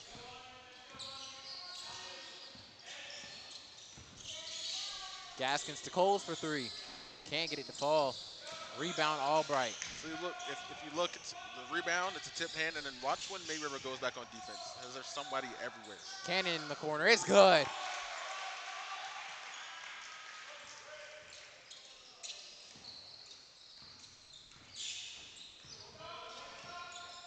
Hand in the way, right? Hand in the way, right? Yeah. Looking to go, right? Crowd in the Hand. passing lanes Look, every time. look, trapped into a double team, right? Hand in the way. Dorsey finds Gaskins. Gaskins jab step, and that's going to be a travel. Right? And then you know why you travel? Because you're not used to having room. So now that you have room and you get to do whatever you want to do, it's kind of awkward. Yeah. You know what I'm saying? Full substitution for the starters. Orr now gives it to the quarterback, Tran. Listenson gets it to Rissmiller. Back to Tran. Drive in, layup is good. Stone Shefsick. I like that name. Chef Shefsick. That's a Sheep shit. Chef shit. Listenson gets the air ball off of Mitchell. Tran now slowing it down. Hits Shefsick. Finds Listenson. The Orr swinging it around the horn. Back to Listenson. Left-handed lay. Can't get it to fall. Mitchell with the rebound. Dorsey now. Double team. Look, you walk right into the shove stick. Look at all those hands everywhere. Nice extra pass there by Mitchell. Cole's not able to finish it. Rissmiller with it. Right to Coles. Coles, fast break. One-on-one opportunity layup, no good. Tran to Listenson for three. It's good. And a drop head, you see Dorsey taps his chest right there as he comes back. Excuse me, Coles comes back, taps his chest. You don't get too many of those opportunities here tonight, and you get a fast break, an easy steal into your hand. You got to be able to finish. Coles now driving in. Layup is good. Nice finish there by Coles. Way to make up for a young fella. And it's going to be out of bounds on Dorsey.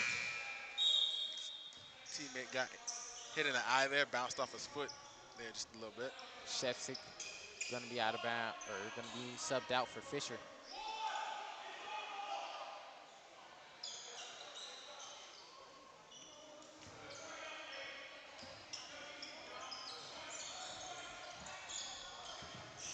Tran gets it into Orr. Orr to Rissmiller for three. It's good. Whole team full of snipers. Yeah, they're in the deep end for sure. The great white sharks. You wonder what kind of sharks they are. They're great. They're in the deep water right now. The way they've been shooting these threes.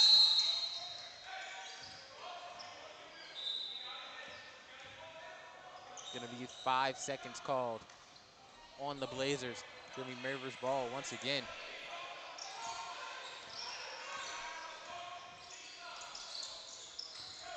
Listenson gets it from Tran. Orr now has it. Drive in, lost it. Jackson with the steal on a fast break opportunity. Jackson's gonna slow down, hop step, scoop layup is nice from Jackson. A nice way to go all the way, called your own number, made something happen with it. Listenson now has it. Gets it to Rissmiller, back to Tran. Rissmiller loses it and not gonna be able to save it. It's gonna be out of bounds.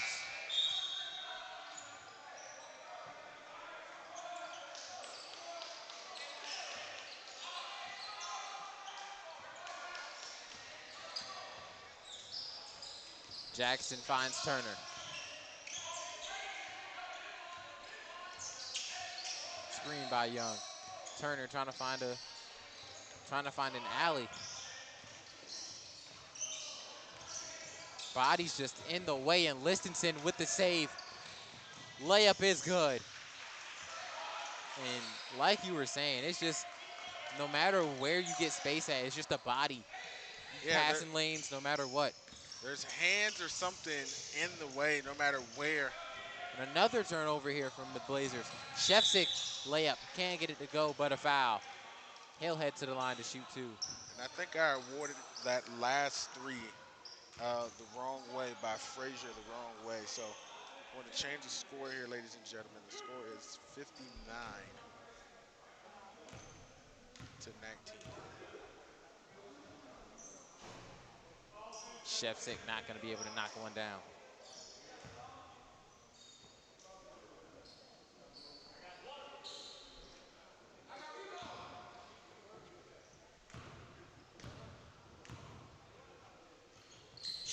Gets the second one to fall, though.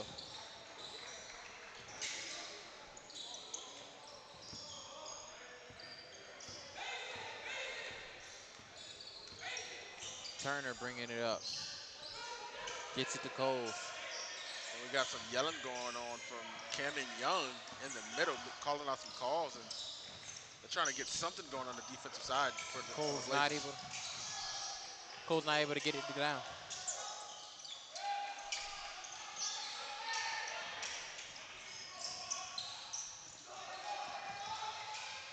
Rissmiller with the layup. It's good.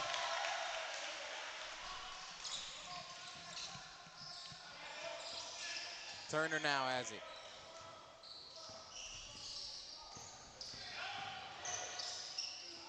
Layup blocked by the Sharks. Coles loses his balance, and that's going to do it for our third quarter.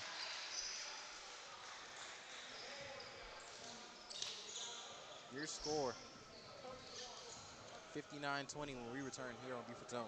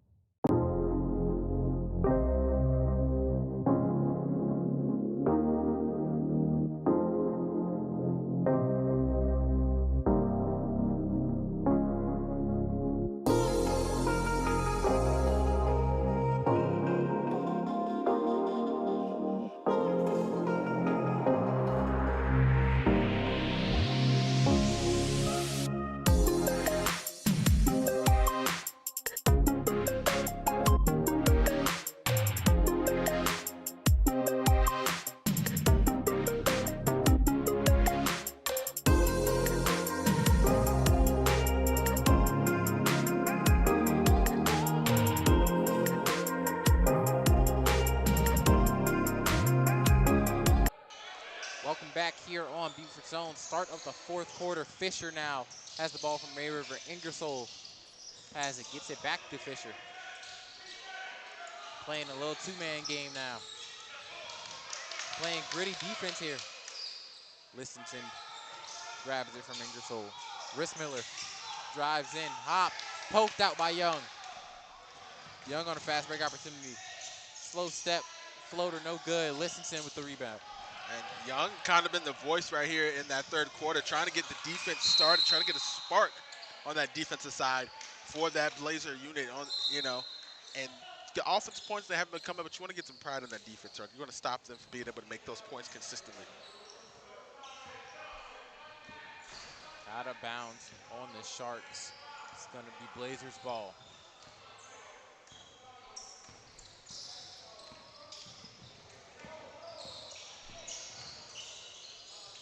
Dorsey drives in, shots up, shots good.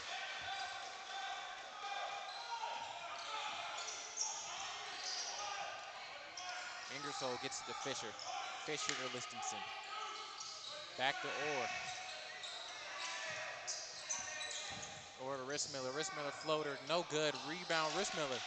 Out to Ingersoll. Ingersoll to Fisher. Great ball movement here by the Sharks. That second unit and still trying to look for that three.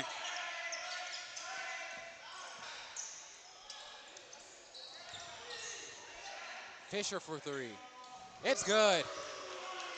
The whole team can shoot. It's no weak spot on it at all.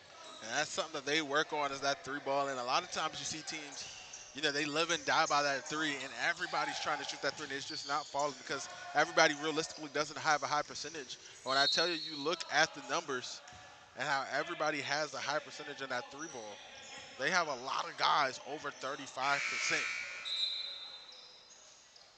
Shooting at a pretty high clip, too. And that's with missing their best three-point shooter, arguably last year, Andrew Johnson. McMahon's out as well for this May River squad, so they got a couple of guys that are out that really can shoot the ball. Shots up, no good. Rebound, Fisher. Pressing defense here by the Blazers. Fisher gets it to Rissmiller. Back to Shefsick. And it's going to be a travel called on Shefsick. McMahon, we talked about, that was Bluffton we were talking about with a lot of guys that were over 35%. But, they got a couple of guys as well. But McMahon, before he went out, he was in that crew, 37%. And he's not even out here. Ooh. Nice block there by Rissmiller. Way to get up. Rissmiller like the way my wrist feels. I don't know. Try.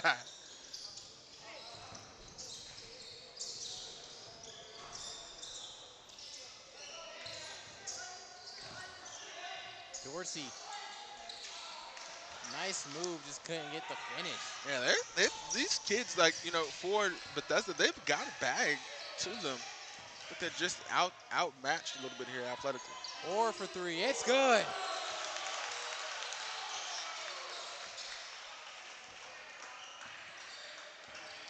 This is insane. And it's not insane necessarily because of the score. The score isn't what's done. We've seen 40-point games, 30-point games, you name it, right? It's the harassing defense, and they are just launching threes at an insane clip from starters all the way down to the bench. 2 back-to-back good possessions there for Bethesda, though, as Cole gets the putback. Chef sick now. Gets it to Orr. Orr to Listenson. Listenson 3. No good.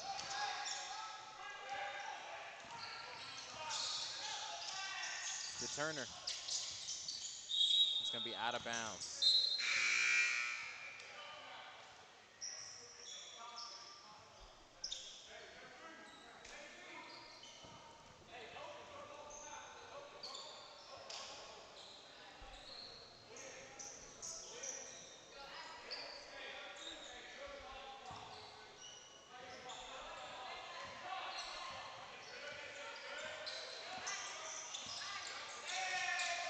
All right, ladies and gentlemen, I did have to adjust the clock. They did start the running clock here in the fourth quarter. As the rule, usually it's 40 points. A 40-point lead is when they start the running clock. And for a second there, I didn't, and I had to decrease the time there. So I waited for the best opportunity to drop that. I was about 10 to 15 seconds behind there on the score clock. But we're good to go, and it is a running clock here in the fourth quarter. Gaskins now has it. Poked out by Orr. Orr to find Fisher. Fisher for 2. No good. So used to shooting threes, he a little long on the 2 right there. Right. Dorsey finds Gaskins. Gaskins' layup is good. Right, and this is what the thing I was saying is like how well that they can play basketball for Bethesda Academy. That move right there, that be able to drive in the finger roll right there, that's something that you normally don't see from a team that's getting beat by 40. Listenson has a baseline to Shefsick. Shefsick loses it. Dorsey comes up with the loose ball. Dorsey bringing it down court. Back to his brother, Dorsey. And it's stolen by Listenson. Listenson layup is good.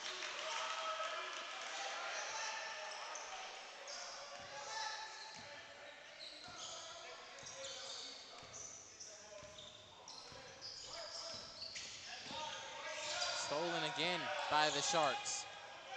Shefsick. Miller to Listenson. Listenson to Fisher. Fisher to Orr, just swinging it around the court.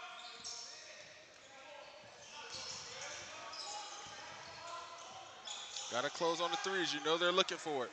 Fisher with 3.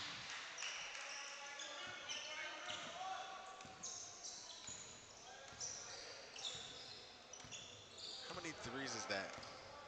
I'm not sure. 18? Close to it. At least that's what it feels like. It feels close to it. God.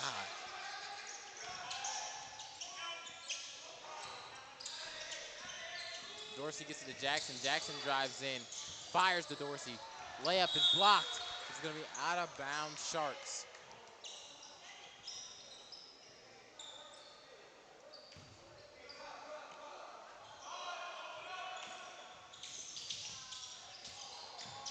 Coles loses it. Stolen here by Orr. Miller has it. To Listenson.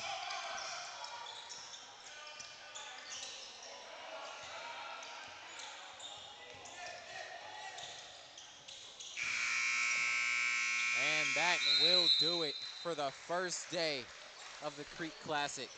73-27 your score. May River with a routing of the Blazers. Ladies and gentlemen, thank you for the opportunity to cover the game here tonight. I'm Tristan Roberts. Alongside me is Javon Livingston. We'll see you guys tomorrow here on Beaufort Zone.